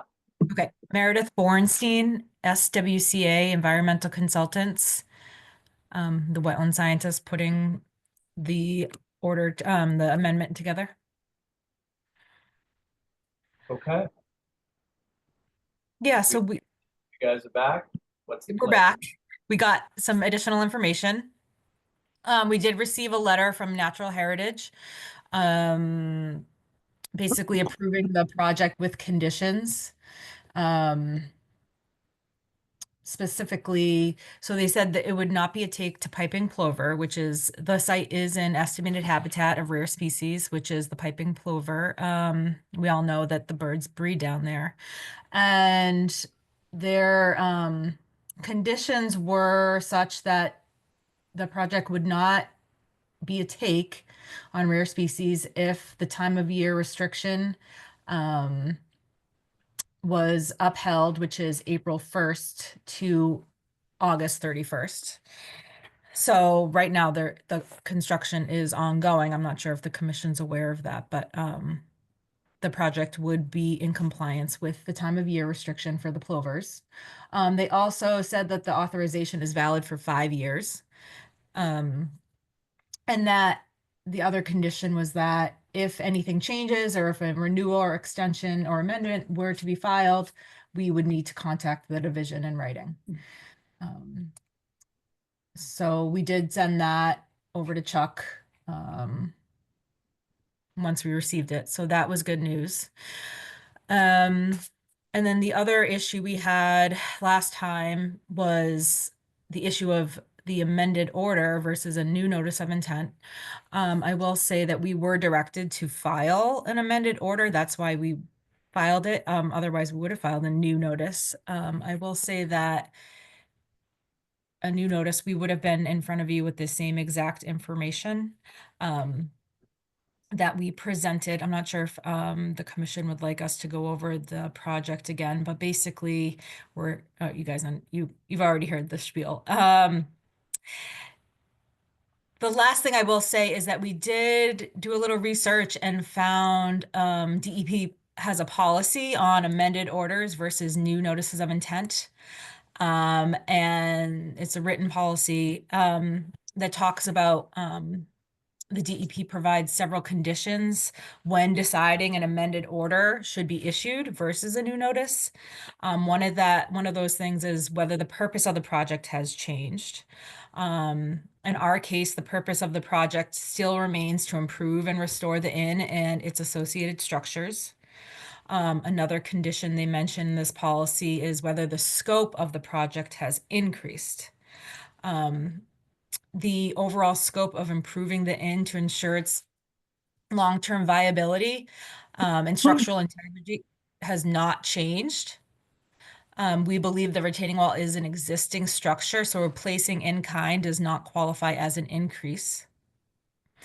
Another consideration would be whether the project meets the relevant performance standards. So we are meeting the performance standards for Coastal Bank, and then land subject to coastal storm flow, which does not have any specific performance standards written in the Wetlands Protection Act. However, the general rule is that you cannot increase flooding on neighboring properties. The Good Harbor Inn is lower in elevation than the abutting property. So by replacing the retaining wall, there would be no increases in flooding to the adjacent parcel. And the last consideration when filing an amended order versus a new notice of intent is whether the potential for adverse impacts to the protected statutory interests will be increased. And our thought is that the restoration of the existing retaining wall will directly benefit the adjacent resources by protecting them from debris during large storm events. And I can show the commission some photos of the degraded retaining wall if you'd like. I think we've seen it, must You've seen it, okay. readily available. Want to show it? Yeah, let's see. Share my screen. Where did it go? Oh, they never give you the, hold on one second. Nope. I can jump in while she's pulling Okay, that yeah, up. thank you. Yeah, essentially from our end, you know, we're thrilled to get that letter from Natural Heritage. Construction has proceeded on site. We're in the midst of pouring foundations and piers. So we're really in the thick of it at this point. So we're looking at this as really our only opportunity to access that wall for the foreseeable future. You know, when we brought this forward to the commission, it was recommended that we proceed with an amendment, took all the appropriate steps to do that. And Meredith has laid out the performance conditions that we've met. So from our perspective, we're looking at it and saying, you know, when we filed this initial NOI, some of our site walks with the commission, you know, questions about erosion, questions about the existing seawall, whether or not we were willing or able to increase the height of that seawall, whether or not we were willing and able to put a curve into the height of that seawall. We've sought to accomplish both of those items now after seeing this past winter. and seeing the erosion that took place. So that's why we're back before you, and now's really our opportunity to do it. I know, an earlier petition this evening, a major topic of discussion was vehicles on the beach. We're actively moving forward with construction. It's been a long time coming. We had a lot of conditions that we had to address, but we're finally moving, and we don't want to miss out on the opportunity to address this for the foreseeable future. And the last thing that we would want to see is us before you in the future on an emergency basis with a degraded seawall that is either completely collapsed or is causing erosion out onto the beach. So it's really our chance to accomplish this. It's the right point in time to get it done, and frankly, the only point in time that we can get it done from the property side. So we believe that we've addressed a lot of the concerns of the commission and made every stride to try and get this done. And it is our purview that that this is within the purview of the commission to make a decision on, and we hope that it works in our favor. Thank you. Okay, thank you. I'll open up for public comments. Anybody in the public who wishes to speak for or against this project may do so by hitting your raise your hand buttons at the bottom of your screen or hitting *9 on your phone or handheld device. For the record, we are allowing 3-minute periods. Not going, we have a long meeting still to continue. So 3 minutes is going to be the maximum allowed. We currently have 14 attendees, and I'm not seeing any hands up at this time. Whole speech now. Seeing none, hearing none, I close the public comment period. Next up would be roll call commissioner comments. Member Charpentier. No comments. Member Cook. No comments. Member Sargent. I'd like to thank you for researching DEP's, whether it's an amendment or a new NOI, and I think you effectively and creatively walk that tightrope. I just would like to incorporate natural heritage conditions into an approval.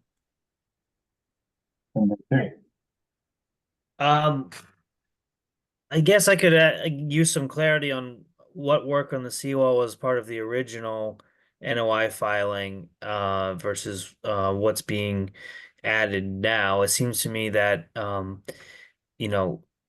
repairing it. My understanding was there was no work on the original seawalls originally proposed, so adding work on the seawalls is a substantial change in the scope of the project. I don't think you described it as a replacement in kind, but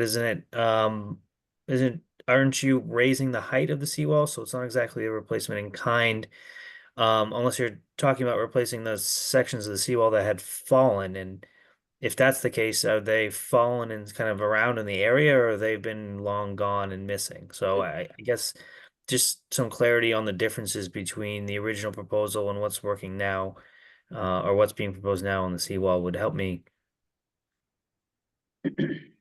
Member No further comments.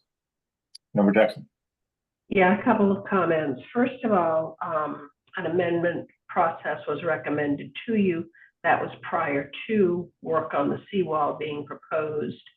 And an NOI was suggested by DEP if you were increasing the height of the seawall, which is what you were proposing to do. So that's where the NOI came in. Secondly, I agree with Mr. Viteri. If you're raising the seawall, it's not really strictly in kind, although it's certainly in the same footprint. And I did like the detail of the curved wall at the top. I thought that was a good addition to your plans. Thirdly, I believe I'm very familiar with the property.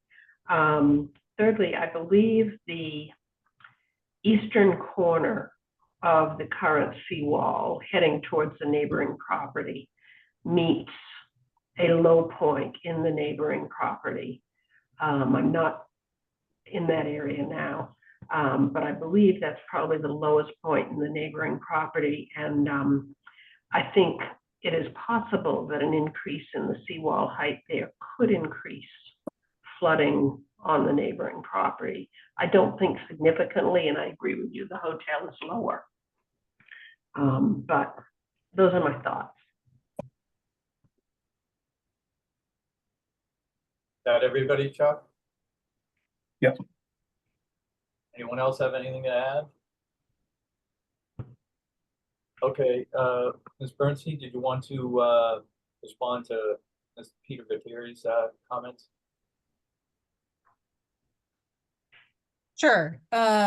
So it's my Basically, understanding. Oh, sorry. What was that? the wall height.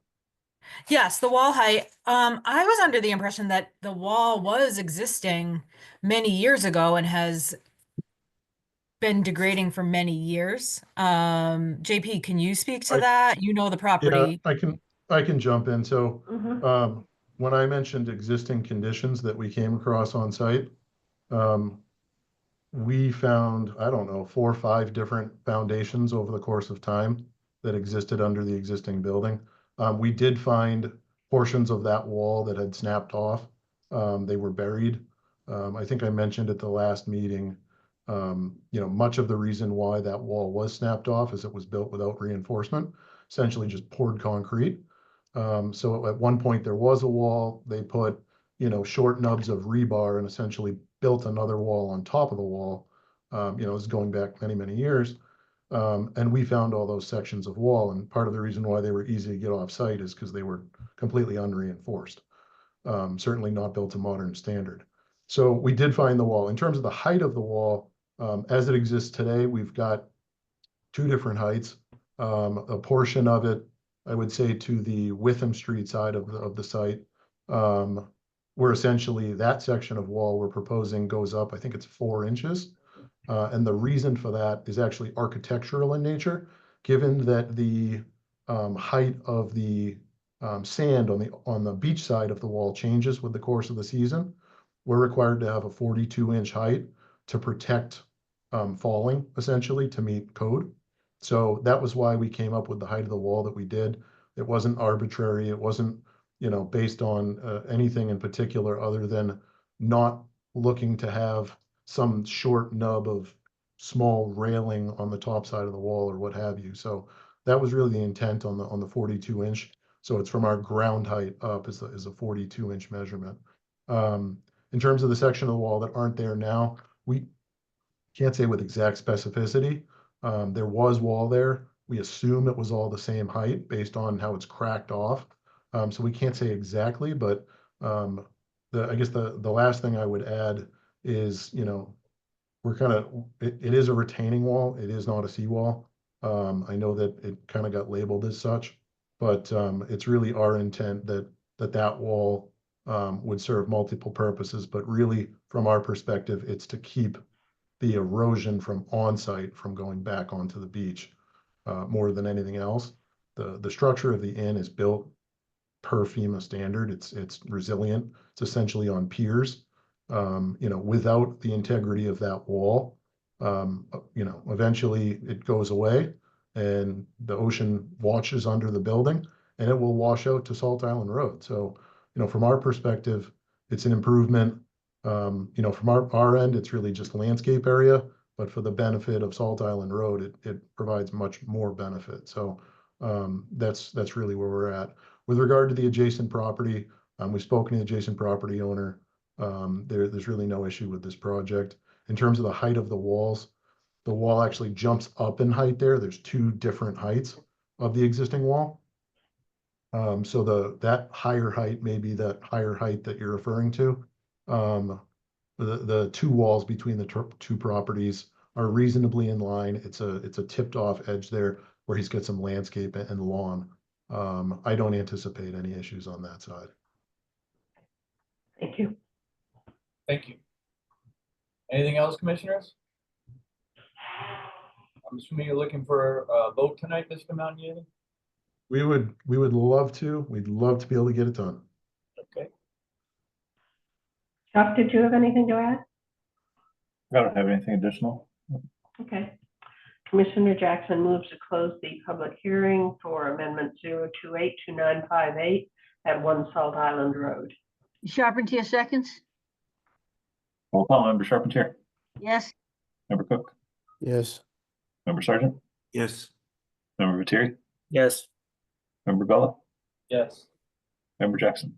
Yes.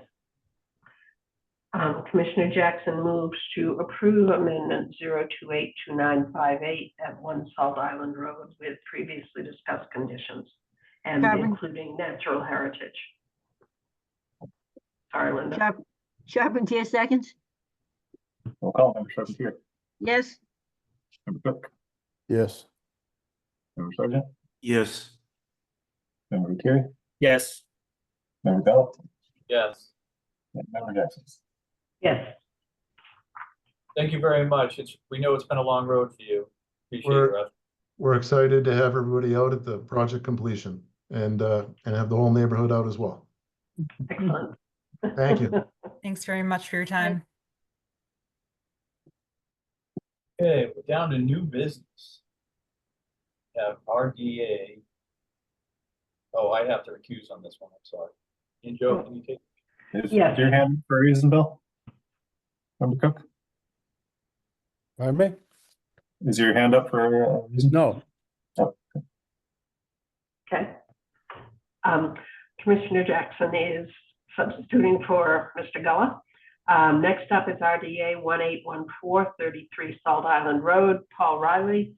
Replacement of deck and buffer zone to Coastal Bank, represented by Bob Cahill of Robert Cahill Construction, Inc. And before this hearing commences, I will file a disclaimer for the record that I do know the applicants reasonably well, but I believe I can be objective on this project. Okay, do we have Mr. Cahill? Yes, there we go.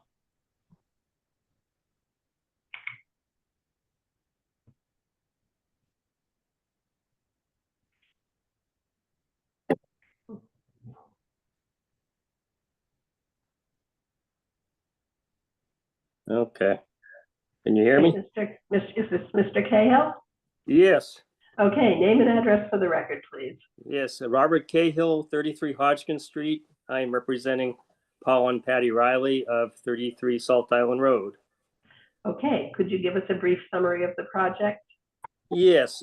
For safety reasons, Paul and Patty have asked me to replace the existing deck. Thank you. The new deck would be the exact dimensions of the old. This is a deck that I've been piecemeal repairing for probably 20 years. The time has come, I think, for a complete replacement. And I've kind of explained in my work description that there are 13 posts I'd have to introduce to this deck, 10 of which would pretty much land on exposed ledge or ledge just below the surface.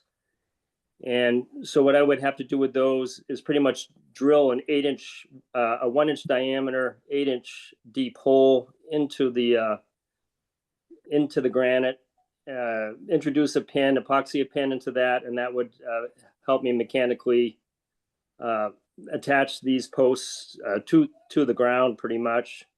After some surveys, I found that the existing posts don't have any mechanical connection.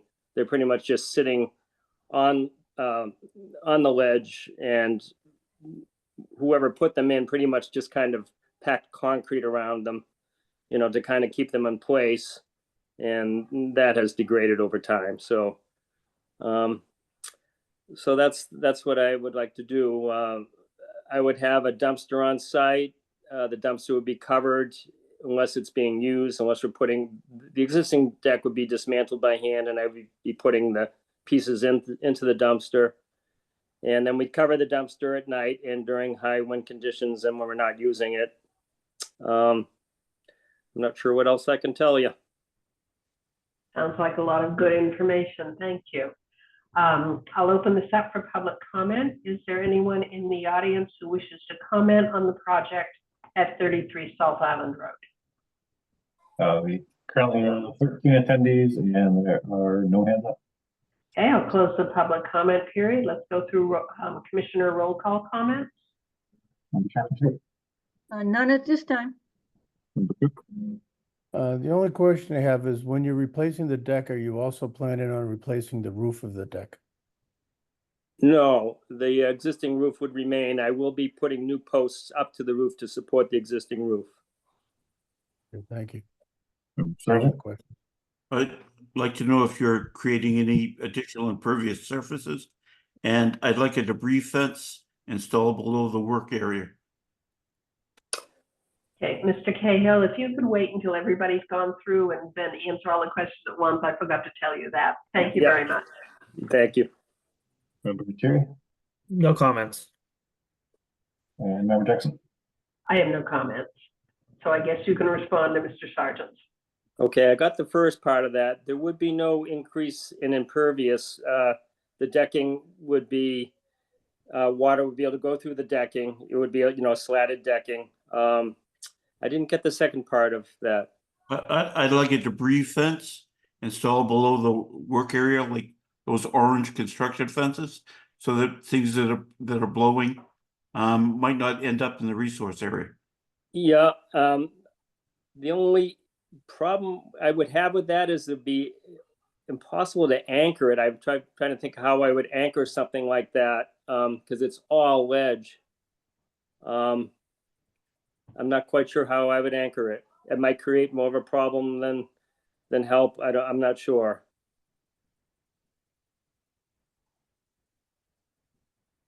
Well, maybe you could investigate that and see what you could do, or even a net type thing laid out. Let's see where you can do that. We'd What I could appreciate it. suggest is they sell a concrete block that you can put a 2x4 in. It weighs about 30 pounds, and you could put like a 3-foot 2x4 in there, and then put several of those across the front and just put the fencing up against that. It rests on Yep. the surface. Okay, yep, could absolutely do that. Thank you. Okay. Does the agent have any comments? I do not. Okay. Then I think we're ready to move ahead with this, Linda. Charpentier moves to close the public hearing for RDA 1814 at 33 Salt Island Road. We have a second? Bill, you want a second? Commissioner Cook seconds. Roll call. Member Charpentier? Yes. Member Cook? Yes. Member Sargent? Yes. Member Materi? Yes. And Member Jackson? Yes. And Charpentier moves for a negative determination for RDA 1814 at 33 Salt Island Road, the aforementioned condition of a debris fence. Commissioner Cook seconds. Roll call. Member Charpentier? Yes. Member Cook? Yes. Member Sargent? Yes. Member Materi? Yes. And Member Jackson? Yes.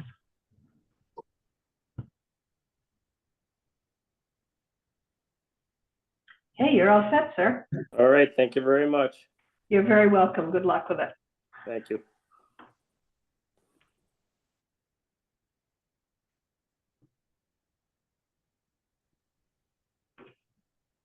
Rob?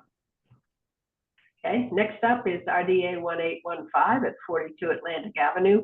Francis Goodhue for construction of a home in buffer zone to coastal dune. John Judd, Gateway Consultants, Inc., representing. And Commissioner Cook has to recuse from this. Okay. Does that leave us enough? 1, 2, 3, 4. Yes, it does. Okay. I mean, if it becomes an issue, I mean, I don't have any say in the matter. I just happen to be president of the association that's abutting property. That's all.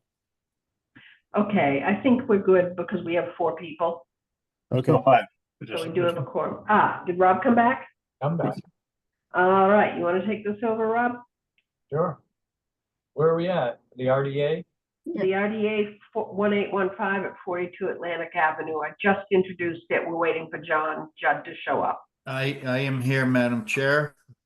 Okay, anything else for the record?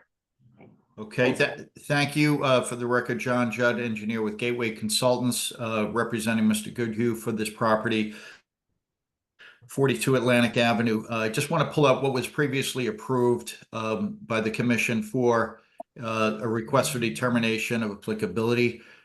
This is a proposal for a new single-family house. I'm going to show you the current proposal. This is just what was proposed and what was approved previously.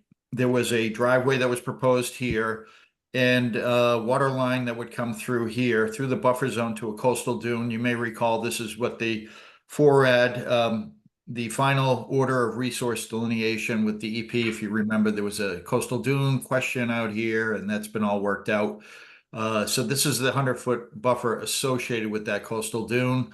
And this is one of 5 lots up on this 40-acre piece that Mr. Goodhue has agreed to develop only 5, or actually 4 additional of this, and this is a 2.3 acre lot.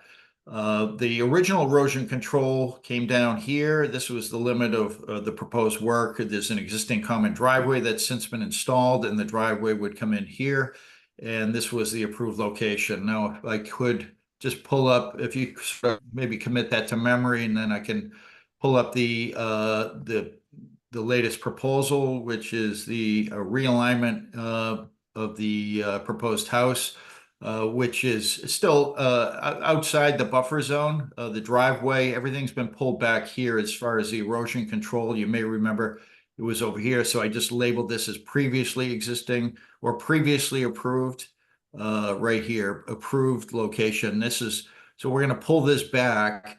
The water line will no longer come through the buffer zone here, so that will come over here off this existing stub that was put in. And it's essentially the same driveway. Chuck had recommended coming before the board because the house is realigned, even though it's outside the buffer. There is a bit touching here in the outer buffer. This was approved with the condition of all trees that were over 6-inch diameter be replaced in kind.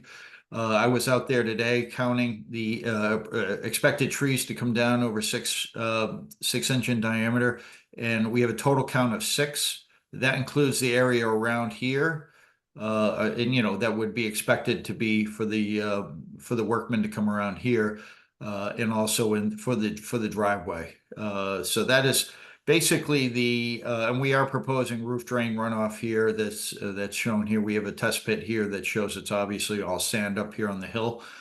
And that's really the extent of it. This is the actual as-built common driveway that comes in here. That's a gravel surface.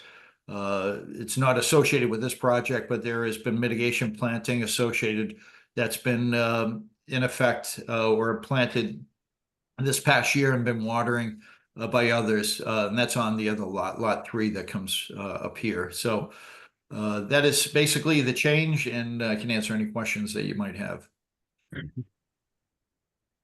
Okay, this is an RDA. I'll open up a public comment. Anybody in public who wishes to speak for or against the project, 42 Atlantic Ave, may do so by hitting the raise your hand button at the bottom of your screen or hitting *9 on your phone or hand out the buttons. We currently have 12 attendees and 110 currently for EB. Hi, this is Elizabeth Bale. John Elliott is here with me. We're at 53 Atlantic Ave, and he would like to comment. Sure. Hi, this is John Elliott. There were a couple of questions that I had on or comments maybe that I had on the current proposal after hearing Mr. Judd's description of the situation. First of all, the house position certainly has changed, but it seems to me that the house has changed in size to be about twice the size of the originally approved plan.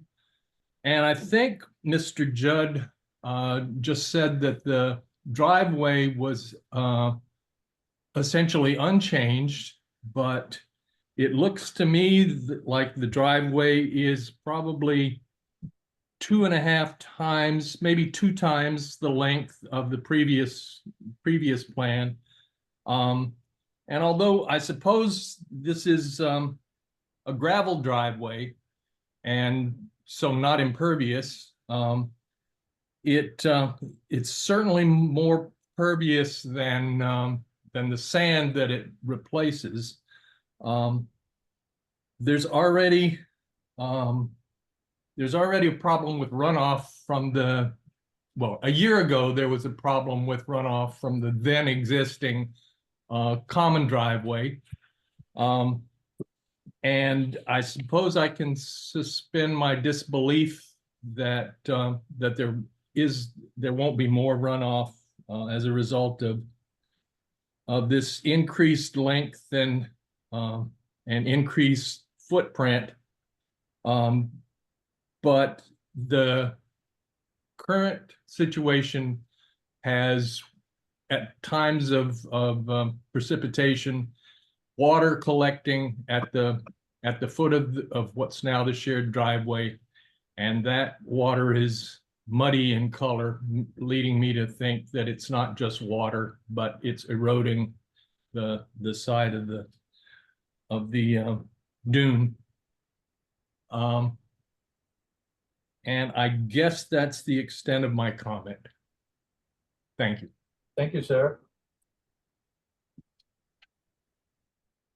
We do not have any other hands up at this time. Seeing none, hearing none, a closed public comment period. Commissioner roll call comments, Chuck? Member Charpentier. No comments other than I'd like to hear Mr. Judge's response to the previous comments. Member Cook. Oh, sorry. Member Fennell. No comment. Member Beard. I'd like a condition that all construction access be within the limits of the proposed driveway, and that tree cutting and other disturbance in the buffer zone be minimized, and for 2-to-1 mitigation for any trees greater than 6 inches that are removed. Member Bell. No further comment. Member Jackson.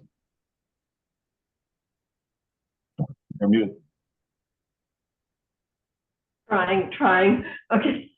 No, I have no further comments. I believe the original, wasn't the original decision on 1-to-1 It was. replacement of the trees? It was. Okay. We also had some vegetation down where that erosion is occurring. I don't know if that vegetation has been blown away or just degraded quickly, but we probably should, or the applicant probably should look into that and make sure that we don't end up with another problem. No, any other comments, or should I address? Yep, go ahead. Okay, so the amount of driveway in the buffer zone is exactly the same. I think what Mr. Elliott is referring to is up behind the house outside the buffer zone. It's there's a turning area because of the realignment of the house, and that is again outside the buffer zone, and that would be sloping away. So once you get to the top near the house, everything sort of goes toward the back, and there's quite a bit of wooded area to remain back there for infiltration. So there won't be any more driveway than what was originally proposed. It's the same width and same length in the buffer zone up to that crest. The house itself is going to be fitted with infiltration shoulders and drip edges. It's I added a test pit there just to give the city engineer, as you know, the city engineer has to approve it as well. The porosity and so forth of the soil. It's obviously a very good draining sand up there. As far as the existing driveway, the common driveway, during the construction of that, there was a, if you drive up the common driveway, there was a crushed stone 6-inch minus swale that was put in that's been very effective on keeping the infiltrate erosion from making its way down to bungalow. I agree. During construction, there was sediment that was going out, but that's all been remedied through the swale, and the contractor took great care to do that, in addition to planting the mitigation plantings associated with that driveway that was agreed upon with this board when that was approved by the Conservation Commission. So I don't see any threat of any additional runoff coming down that driveway as part of this project. Again, the driveway is the same in the buffer zone, and everything else that would be expanded as far as, and it's all pervious, would be going toward the back of the property. And you know, obviously the mitigation of the trees would be taken care of as well. Okay. I have one additional comment.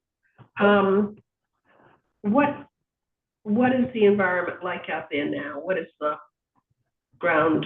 Is it heavily vegetated? Is it? It's there's not a lot of real big large diameter trees. There's you know, it's kind of scrubby on top of a dune. You'd see there's some exposed ledge, there's some exposed sand, but it's you know, there's foliage and there's some pine trees, but they're all smaller diameter.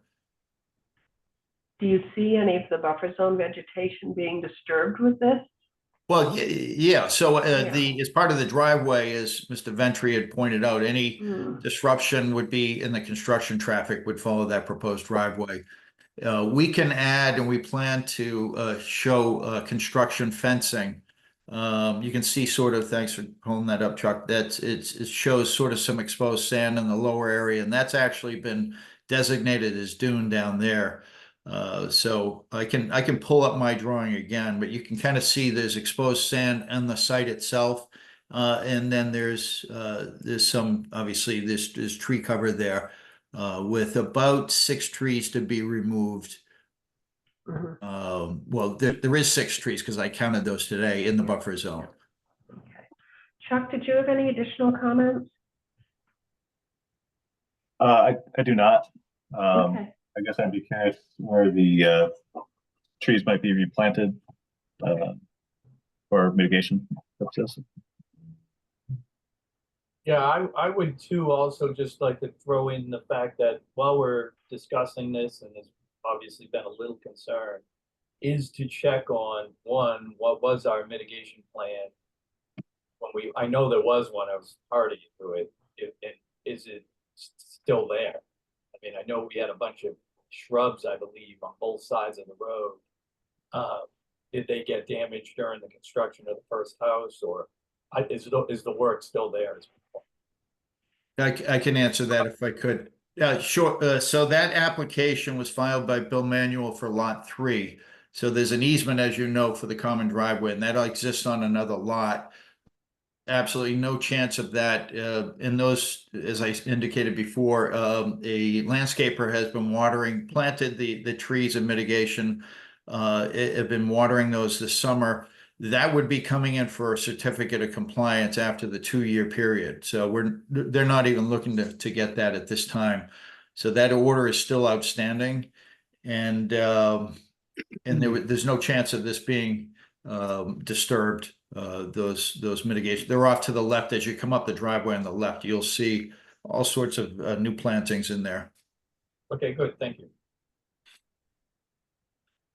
Okay, anything else, Commissioner? Want to close the hearing? Sure. Commissioner Jackson moves to close the public hearing for RDA 1815 at 42 Atlantic Avenue. Charpentier seconds. Member Charpentier. Yes. Member Cook. Oh, sorry. Member Surgeon. Yes. Member Terry. Yes. Member Bella. Yes. Member Jackson. Yes. Commissioner Jackson moves for a negative determination on RDA 1815 at 42 Atlantic Avenue with any conditions that we discussed. I don't, that we keep the access within the limit of the driveway. And replace the trees in kind. And anything else, Chuck? I was just curious, did we land on 1-to-1 or 2-to-1 for the replacement for the trees? I think where the previous plan was 1-to-1 is what I was thinking. Is there any argument on that? I know Peter wanted 2-to-1. Well, I wasn't aware of any previous Yeah, like okay. condition on it. But if Okay, if the okay. previous agreement was already, 1-to-1, then I'm fine with honoring that. Okay, thank you. So I don't hear anyone else objecting, so let's go with the 1-to-1. Charpentier seconds? Roll call, Member Charpentier, Yes? Member Cook. Oh, Member Sargent, Yes. Member Tierney, Yes. Member Bella, Yes. and Member Jackson. Yes. Thank you very much. Thank you. All right. Moving on. Notice from intent 0283021 19 and 23 Bisbee Ed Point, Charles and Susan Kelly, for the extension of a water service, parcels 232-1, 232-2, within riverfront area and lands, land subject to coastal storm flowage and buffer zone coastal resource area. John Judd, Gateway Consultants, Inc., represent. Okay, thank you, Mr. Chairman, members of the commission. John Judd representing Chuck and Susan Kelly. This is the property at Biskie Head. So as you come in by the candy store and Grand Banks Lumber on this side, as you come down off of what was exit, the Rust Island exit. So you're coming down Biskie Head here. There was deep water that was put in by the city this summer. And the neighborhood is quite happy, excited to finally get water out here because they've always had well issues, brackish water, etc. So this is Chuck's house here. And Charlie Crowley lives over here. And what they would like to do, they were left by the DPW 2 stubs in this location here. And they'd like to come down the existing gravel driveway that serves, this is the Herringway Marina down here.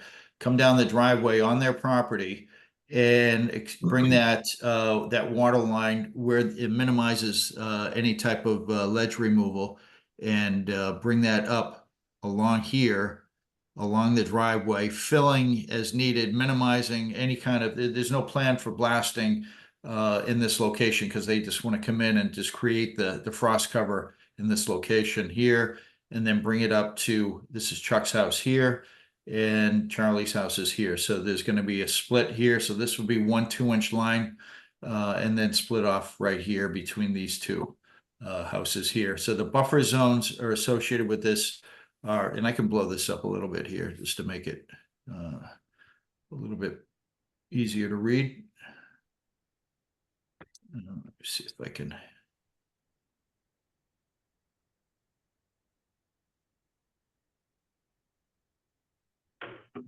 So this is the area here where the stubs are left. 2-inch stub right here, extending down. The proposal is to come down the existing, so there wouldn't be any disturbance up to this point here.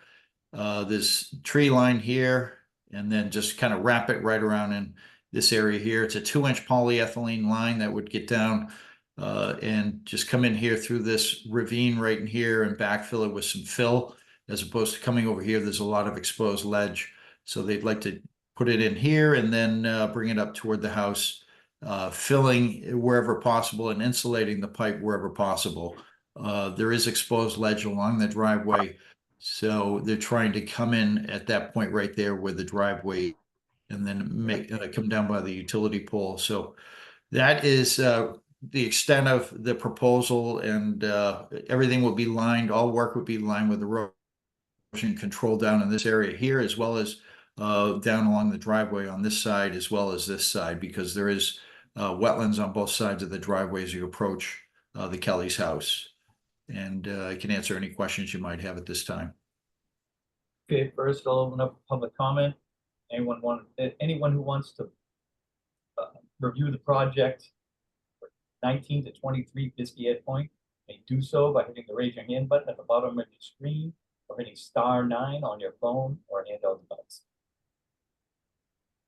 We currently have 11 attendees and there are no hands up. Seeing none, hearing none, I'll close public comment.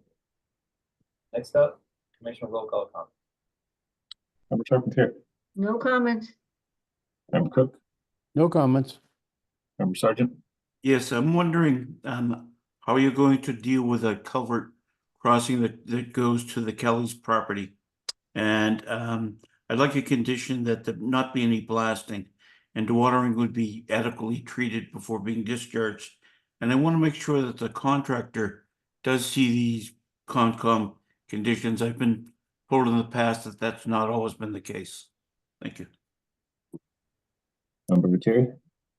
Yeah, just one question, why all of the work can't be located within the existing driveway? Member Bella. Yeah, I would rather, I not only add to no blasting, I don't want, if we can avoid hammering as well. And Member Jackson. I have no comment. Anything else? As far as the chair's comment, I missed the second half of your comment. I didn't want, did someone not say no blasting? We're not Yeah, blasting. they can use a hammer, you know, as needed to get the depth. So that's, but you had one other comment I didn't hear. No, that was it. Okay, yeah, so that would be acceptable. And as far as Mr. Sergeant, making sure that the contractor has that order of conditions and any conditions that this board might put on, I'll just emphasize that to Mr. Kelly. He's very responsive. Depending on the contractor he uses, I'm not sure who he's going to select on that. But I'll just emphasize that he needs to have any conditions. And as far as Mr. Peters' comments regarding following the driveway, there's sections of that driveway that there's ledge on both sides, so it's gonna cause more disruption and ledge removal in some sections of the driveway. Some we can't avoid it and has to go along the side of the driveway, but to come in that driveway, it's gonna, in some sections, is gonna require blasting, and so we're trying to avoid that. I also had a question on the culvert crossing. Oh, yeah, the culvert crossing, we have it, we show that on the plan. That would come underneath, that would be sleeved underneath the culvert, Dave, to have the cover. So again, it's a 2-inch diameter poly line, so they would put that in there's an existing PVC culvert and they just sleeve it right underneath that. Okay. Anything else, commissioners? Or comments? All right, want to close the hearing on this? Sure. Commissioner Jackson moves to close the public hearing for NOI 0283021 at 19 and 23 Biskie Head Point. Charpentier seconds. Roll call. Member Charpentier, Yes. Member Cook, Yes. Member Sergeant, Yes. Member Gutierrez, Yes. Member Bella, Yes. Member Jackson. Yes. Commissioner Jackson moves to approve NOI 0283021 at 19 and 23 Biskie Head Point with the conditions of no blasting. Any dewatering must be adequately treated. And I don't think there was anything else. Charpentier seconds. Roll call. Member Charpentier, Yes. Member Cook, Yes. Member Sergeant, Yes. Member Gutierrez, Yes. Member Bella, Yes. and Member Jackson. Yes. Thank you very much. Quick question, Mr. Judd. Yeah. Is there a chance that that's going to be utilized by the boathouse there, the marina? The marina, they have their own stub. Perfect. So this is not part of that project. They have not asked me to help them with that. That's all I need to hear. Thank you. Yep. Okay, you're good. Were you up next too? We're up to notice of, did these DEP numbers drop, Chuck? Not since I last checked. I will check after you bring them up. Okay, so we're up to notice of intent 028, no DEP number for 33 Condon Road, Taylor Hedges, replacement of a beaver deceiver and land underwater body and bordering vegetated wet. Tom Bell of EDIC representative. Yeah, still no NOI numbers for the next three. Mr. Ball, are you there? I am here. I think Taylor Hedges of the EDIC is going to speak to our request here, if he's joined as a panelist. Want to bring him in, Chuck? Yep, he's in. Great. Mr. Taylor, are you there?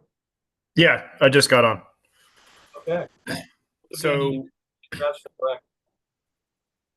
I'm sorry. Can you repeat that? I need your names and addresses for the record. Oh, Taylor Hedges, 536R Washington Street, Gloucester. Yep, Mr. Ball.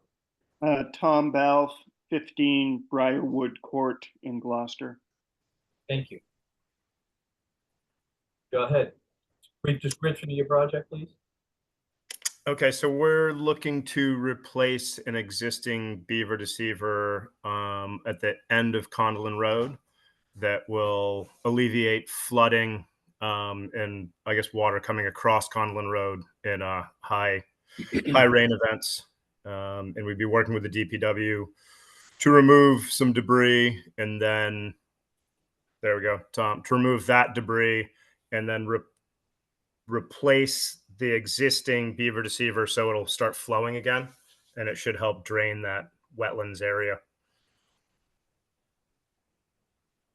They're amazing little critters. It's been a while since we had a situation where the water actually got that high that it needed to be cleaned out. Yeah, so what they've done is they've they've clogged the cage that's out in the water. So they've figured that out now, and they've dammed that area too. So we're going to just put in a new one just adjacent to it, and then use all this existing here. Yeah, here's the plan that Mike Hale drew up, and then the company that's going to do it is the company we've been working with before, Beaver Solutions in the past.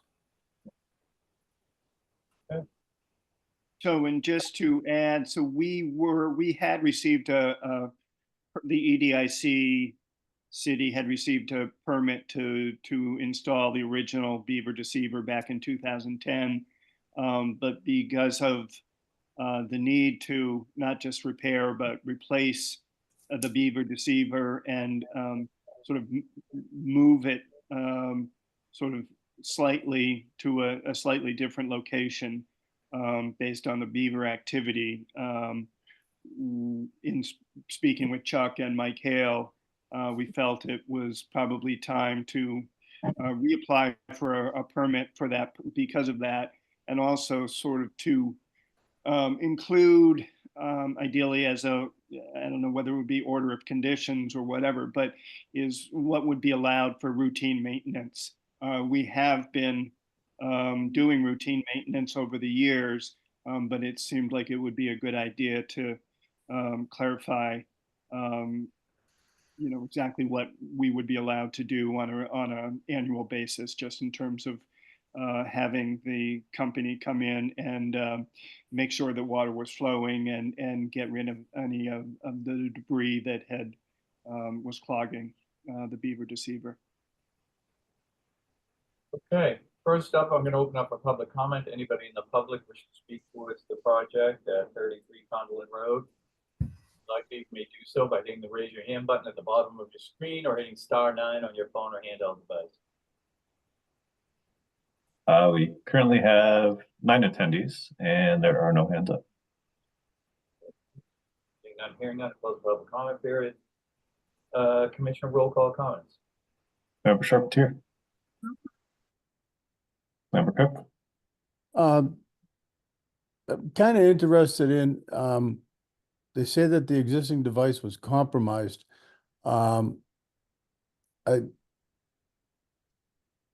thought really a beaver deceiver was just a pipe that ran out and had a opening just below the water surface for it to keep going. So I'm wondering how it got compromised, and is it possible to use like a jet vac to clean out that pipe all the way to the end?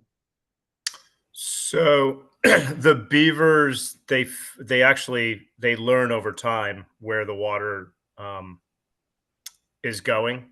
So they dammed up that existing. There's a cage around the pipe that you're talking about, the culvert pipe that goes out there. So they've Yep. dammed that up too.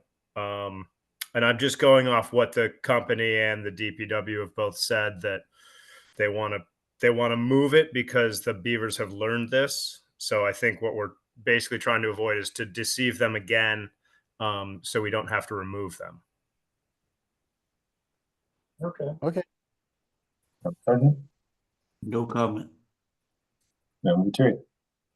I am fine with your proposed maintenance conditions as special conditions. One, regular inspection and removal of accumulated debris.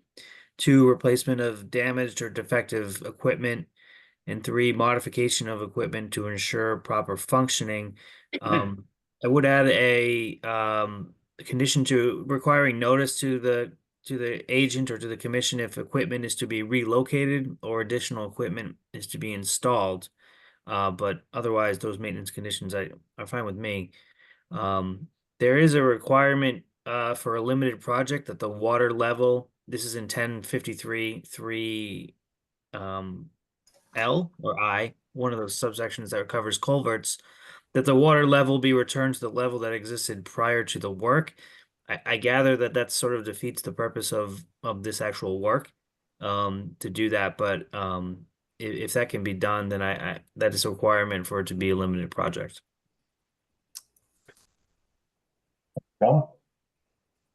Seeing as we have had breaches, unofficial breaches, not by the beavers, but by humans at times, I would request that somewhere in the documentation,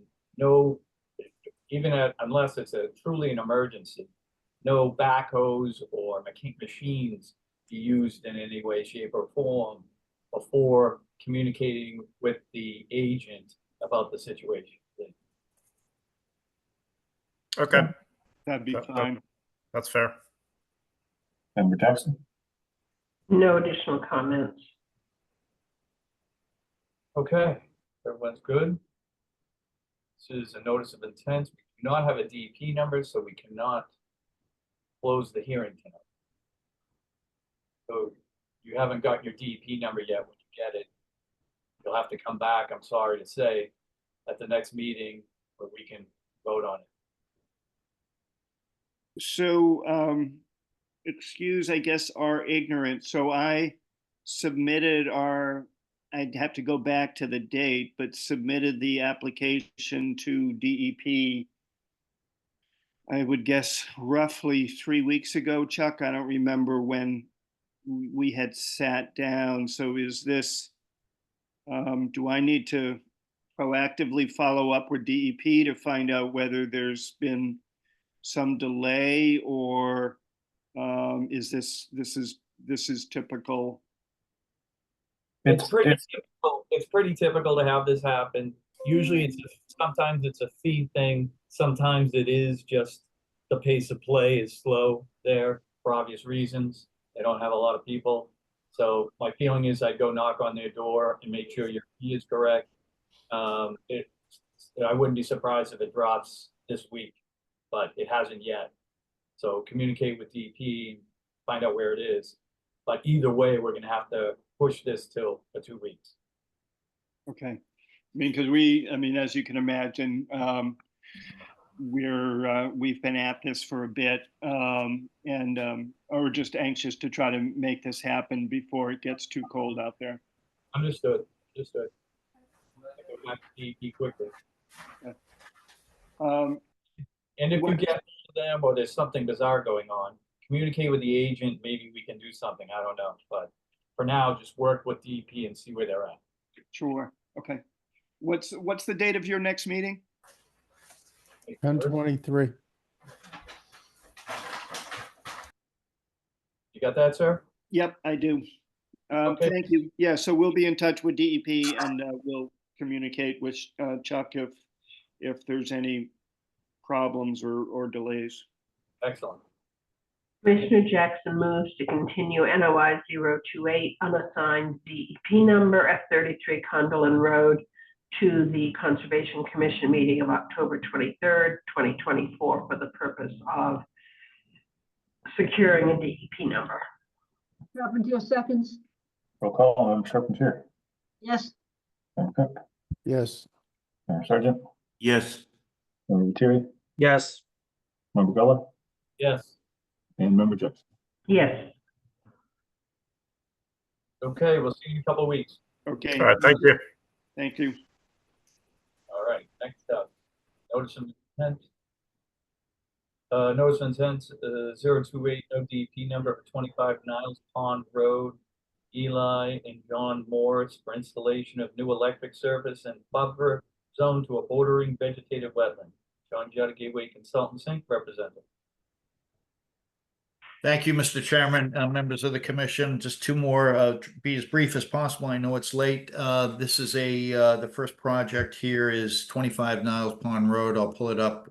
This is a proposed subsurface electric connection. National Grid, as you may know, will not do any work without having this board's approval for a utility installation. So Niles Pond Road is here, and the existing service goes actually through the wetlands. It comes in from this property over here, and it serves this existing house here. So there's an existing gravel driveway. The pond is across the street, wetlands all around. This wetland line was taken from the approved septic plan that was put in years ago, but it gives the same boundary, which is basically following the yard and the driveway. So the proposal is to add a pull box here, subsurface piping here to a pad here, and erosion control would be lined along the entire route right here.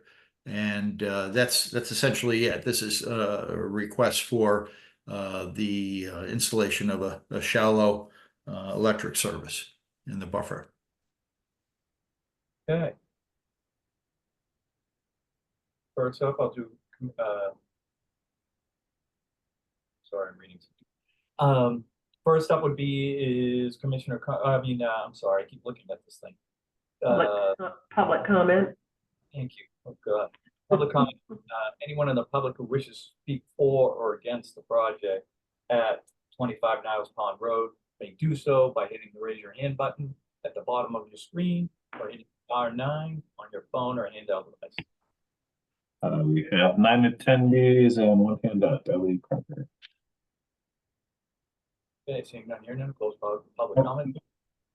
Hi, Ellie and John Morse here, and just want to comment that this is a situation where there is currently no power to the house because the underground line that previously existed failed, and so we've been without power at this house since March of this year, and so this is the best possible plan to avoid any going through Audubon land again and through across our neighbor's property at I think 31 Niles Pond Road.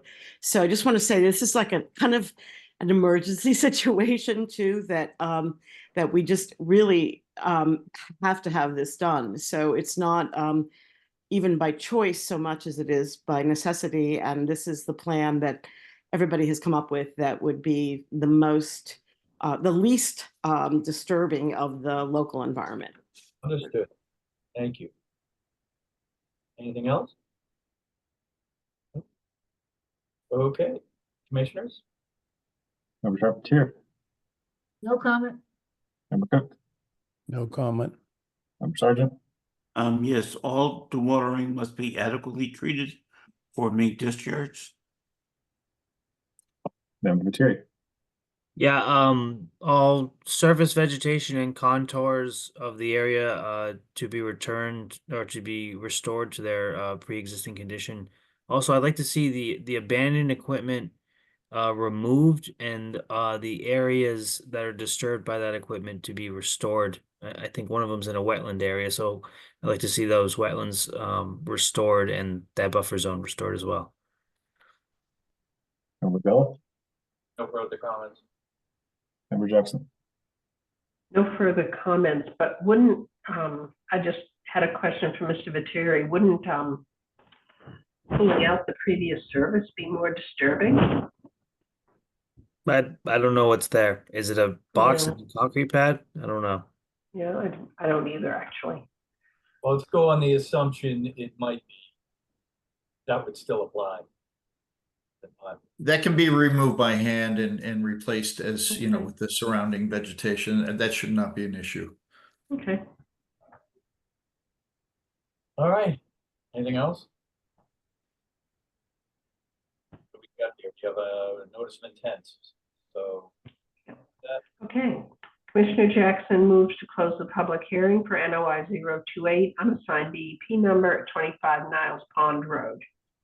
70 seconds. Were we able to do this without a DEP number? Oh, yeah, you're right, we can't. We haven't done that. Commissioner Jackson moves to continue NOI 028 unassigned DEP number 25 Niles Pond Road to the Conservation Commission meeting of October 23rd, 2024. Thank you, Peter. Carpentier seconds. We'll call Member Charpentier. Yes. Member Cook. Yes. Member Sargent. Yes. Yes. Bella. Yes. And Member Jackson. Yes. Thank you. Mr. Judge, you can let your applicant know that what happened. Yep. Is there any chance, because of the, obviously the situation, is there any way to, assuming we get that file number, which I'll push harder than I have been, You get the number. maybe have something drafted up, or is that typical? You know, maybe to expedite the appeal process. Just a thought. Yeah. Probably I know not you the- can't issue it. I know you can't issue it, but let's just stick with the standard protocols, please. Okay. Next up. Notice intent, no DEP number, 61 Woodward Avenue, Charles Allen, reconstruction of single-family home, construction of a garage and an addition to a cottage connection to sewer and paving driveway in riverfront area. John Judd, Gateway Consultants Inc. represents.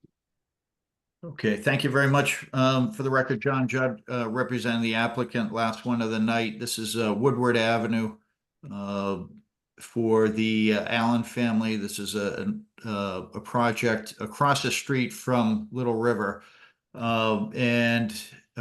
There's quite a few trees on the lot. We're trying to maintain as many of the trees as possible. There really isn't any tree removal. This is a proposed addition to a cottage here. This proposed wall in this location, a reconstruction of that existing dwelling with a new garage. And this is the latest plan I had submitted after the fact. I met with Chuck and we looked at the riverfront numbers and had my draftsman double check it. So we have a proposed increase in riverfront area that we're going to mitigate 653 square feet of degraded area that's proposed to be increased here. So we're proposing 1,306, which is 200% mitigation area in these locations. As well as we're connecting to the sewer here. So we're going to have a significant improvement in the groundwater quality. There's an existing cesspool in this location. This would all be connected to the existing, the proposed house would be connected to the city sewer, which is out in Woodward Ave. And we're proposing to pump this, pressure wash it, and use it for roof drains where none exist now. So we'd have some infiltration of clean runoff from the roof in the riverfront area, as well as 2-to-1 mitigation for this these proposed expansions in this location. The proposed garage is over a packed gravel area here, so it's a portion of which is outside the gravel area, but we included the total increase of impervious area within the buffer zone. And that is shown here. Control at the bottom here and along the driveway as well. Can answer any questions you have. Okay, it's starting to break up there, Mr. Judd, but I think we got it. Next up will be, I'm gonna open up a public comment. Anybody in public who wishes to speak for or against the project at 61 Woodward Ave, may do so by hitting the raise your hand button at the bottom of your screen or hitting *9 on your phone or handheld device. We currently have 7 attendees and there are no hands up. Seeing none, hearing none, close public comment period. Commissioner roll call comments. Member Charpentier, Not at this time. Member Cook. You're muted. Couldn't hear you, Bill. Not at this time. Member Sargent. All dewatering must be adequately treated before being discharged and a 2-year monitoring for the mortality of mitigation plantings. Member Terry. Yeah, does the applicant own the 2 parcels that are on the river across Woodward Avenue? They do. Yes. Okay. I think the since they own those parcels, I think the mitigation planting should be located there as they're closer to the river area. I think the shed in your degraded area analysis, the sheds are outside of the riverfront area and you count them as the pre-existing degraded analysis. So it might wash with the existing area from the new the proposed garage. I don't know, but maybe you could recalculate the square footage. I don't anticipate there's a big difference, but I think it's a slight correction that needs to be made. Nothing else at this time. Member Jackson. I know you have mitigation, redevelopment mitigation. Just trying to see if that correlates with the redevelopment standards and the various letters and everything. It would be nice if you could annotate that to just reference the various standards under 1058.5. I think you have the numbers. Since we have to continue this anyway. Right. We're trying to get more precise on these numbers. Yep. Yeah, I can put Thank that you. in tabular form. Thank you, I'd appreciate it. Yeah, and then we'll look at the across the street if there's some areas there. I'll go out and take a look at some bare spots that we can. There's a lot of pines out here, so maybe there could be some understory that could be improved. That would be great. All right, anything else, commissioners? Mr. Judd, you good? I am, thank you. Okay. 2 weeks? You want to go to the 23rd? Please. Commissioner Jackson moves to continue NOI 028 unassigned DEP number at 61 Woodward Avenue to the Conservation Commission meeting of October 23rd, 2024.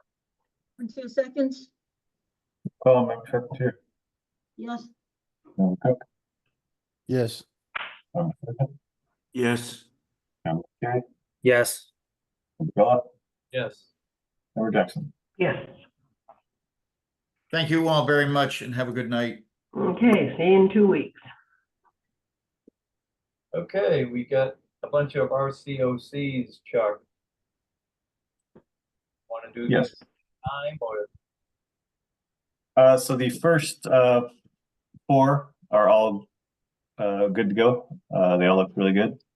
The last one for 0282710 for Stewart Avenue.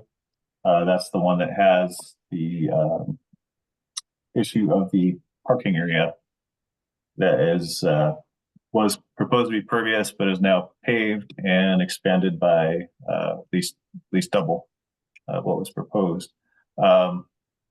They submitted something late yesterday afternoon, and I let them know that the commissioners probably wouldn't have a chance to review that prior to the meeting. So I don't see anybody here from that party, so I believe they will probably show up at the next meeting.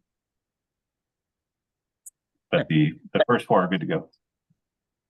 Okay, Commissioner Jackson moves to approve the request for certificates of compliance 0282838, 028 at 76 High Popples Road, 0282939 and 124 Magnolia Avenue.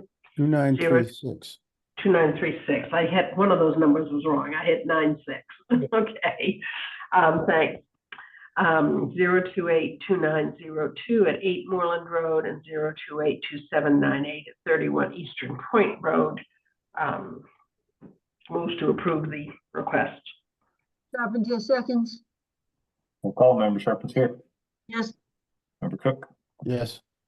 Sergeant, Yes. Member Terry, Yes. Member Bell, Yes. and Member Jackson. Yes. Okay, next up is violations. What do we got? Ms. Rimmer and the applicant neither were or the violator, I guess. Neither is available this evening. I believe they're hoping to request to continue doing the work under an enforcement order. I don't know if you guys want to discuss it when they're not present. No, I'd rather them present. I don't think. Okay. Yeah. And then the last one, I believe we have Valerie Moore is here. 14 Fort Hill.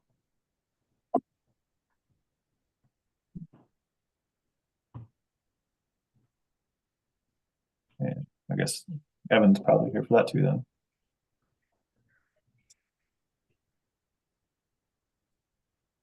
Good evening, and I believe Evan Govendran from the DeRosa team is also here. I see her now.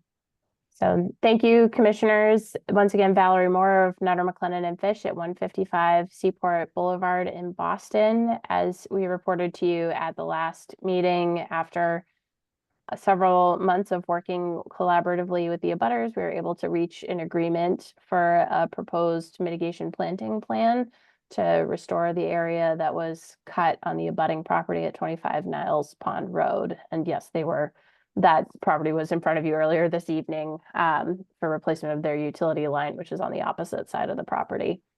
So with that, I'll turn it over to Evan to talk about the plan itself that was submitted to you. Thank you, Valerie. For the record, Evan Govendran of DeRosa Environmental. I can share my screen to show you what we came up with. Can you all see this? Yep. Okay, great. So if you recall, this is the property boundary that was encroached upon. So we have come up with a planting plan that includes 2 red maple trees and 15 shrubs of service berries, sweet pepper bush, and speckled alder, all of which are existing and also incorporated in the planting plan that was approved for 14 Fort Hill.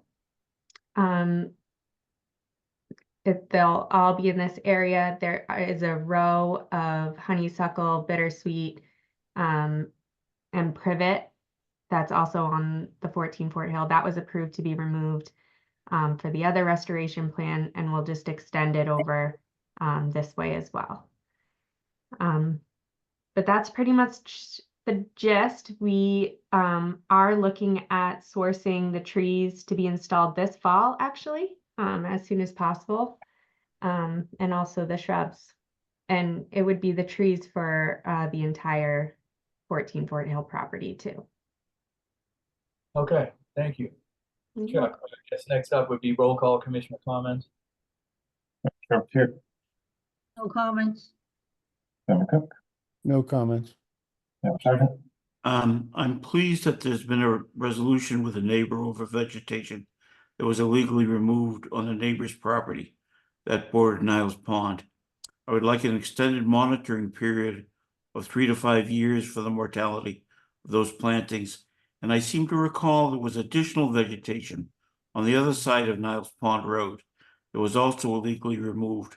And I'm wondering what the status is of that violation. I seem to recall that the abutters said that they had cut 3 to 4 feet onto the property on the other side of the road. Again, not only ignoring the property line, but knocking over an old fence that marked the boundary in addition to the survey markers. Thank you. Member Chair, No comments. Member Bella, No comment. Member Jackson. No comment. Okay. Chuck, anything to add? Nope. Okay. Commissioners, anything else before, you might as well respond. Mr. Sergeant's comments? Commissioner Sergeant? Sure. I think with respect to the monitoring, I would just ask that it be consistent with the same monitoring term that was imposed for the work on 14 Fort Hill. So that we're doing the two at the same time and not having it carry over on 25 Niles Pond. I don't believe any vegetation was removed on the opposite side of the road that encroached over onto the other property line. The stakes, we did have the surveyors go out and restake the property boundaries so that it was clarified, but the areas that trees were removed from on the opposite, so the more landward side of the property were on the 14 Fort Hill side of the line. And the replantings were already proposed and approved for that area as part of the plan that we previously submitted to the commission. Mr. Sergeant, is that good enough for you? Yeah, I'm just quoting from the letter that the abutters, provided us. Commissioners, anything else? The abutters know what they're talking about with planting. So I would give some credence to that. Was it the abutters that suggested 3 to 5 years? No. Oh, okay. What did the abutters suggest? What were you referencing, Dave? If it's restoration and this is an enforcement, order, 3 to 5 years, I think, would coincide with, what the monitoring was for the already installed plants. And I think that was maybe 5 years or something. And so if this ran concurrent with that, that would be within the 3 to 5 year, window. Okay, thank you. All right, we ready to move on this? Are we gonna release this enforcement order, or we? No, it wouldn't be released, but you'd vote to approve this additional plan for planting. Okay, Commissioner Jackson moves to approve the plan for restoration of the neighbor property at 14 Fort Hill Ave with the neighbor's permission as contained in the documentation and the notes attached to the planting plan and the monitoring as suggested by Mr. Sargent. Charpentier seconds. Roll call, Member Charpentier, Yes. Member Cook, Yes. Sergeant, Yes. Member Lettieri, Yes. Member Bell, Yes. and Member Jackson. Yes. Okay. Thank you. Thank you all. Thank you. Okay. I think that's it. Well set. Everybody good? Yep. That was a long one. Well done, everybody. Move to adjourn. Second. Member Charpentier, Yes. Member Cook, Yes. Member Sergeant, Yes. Member Lettieri, Yes. Member Bella, Yes. and Member Jackson. Yes.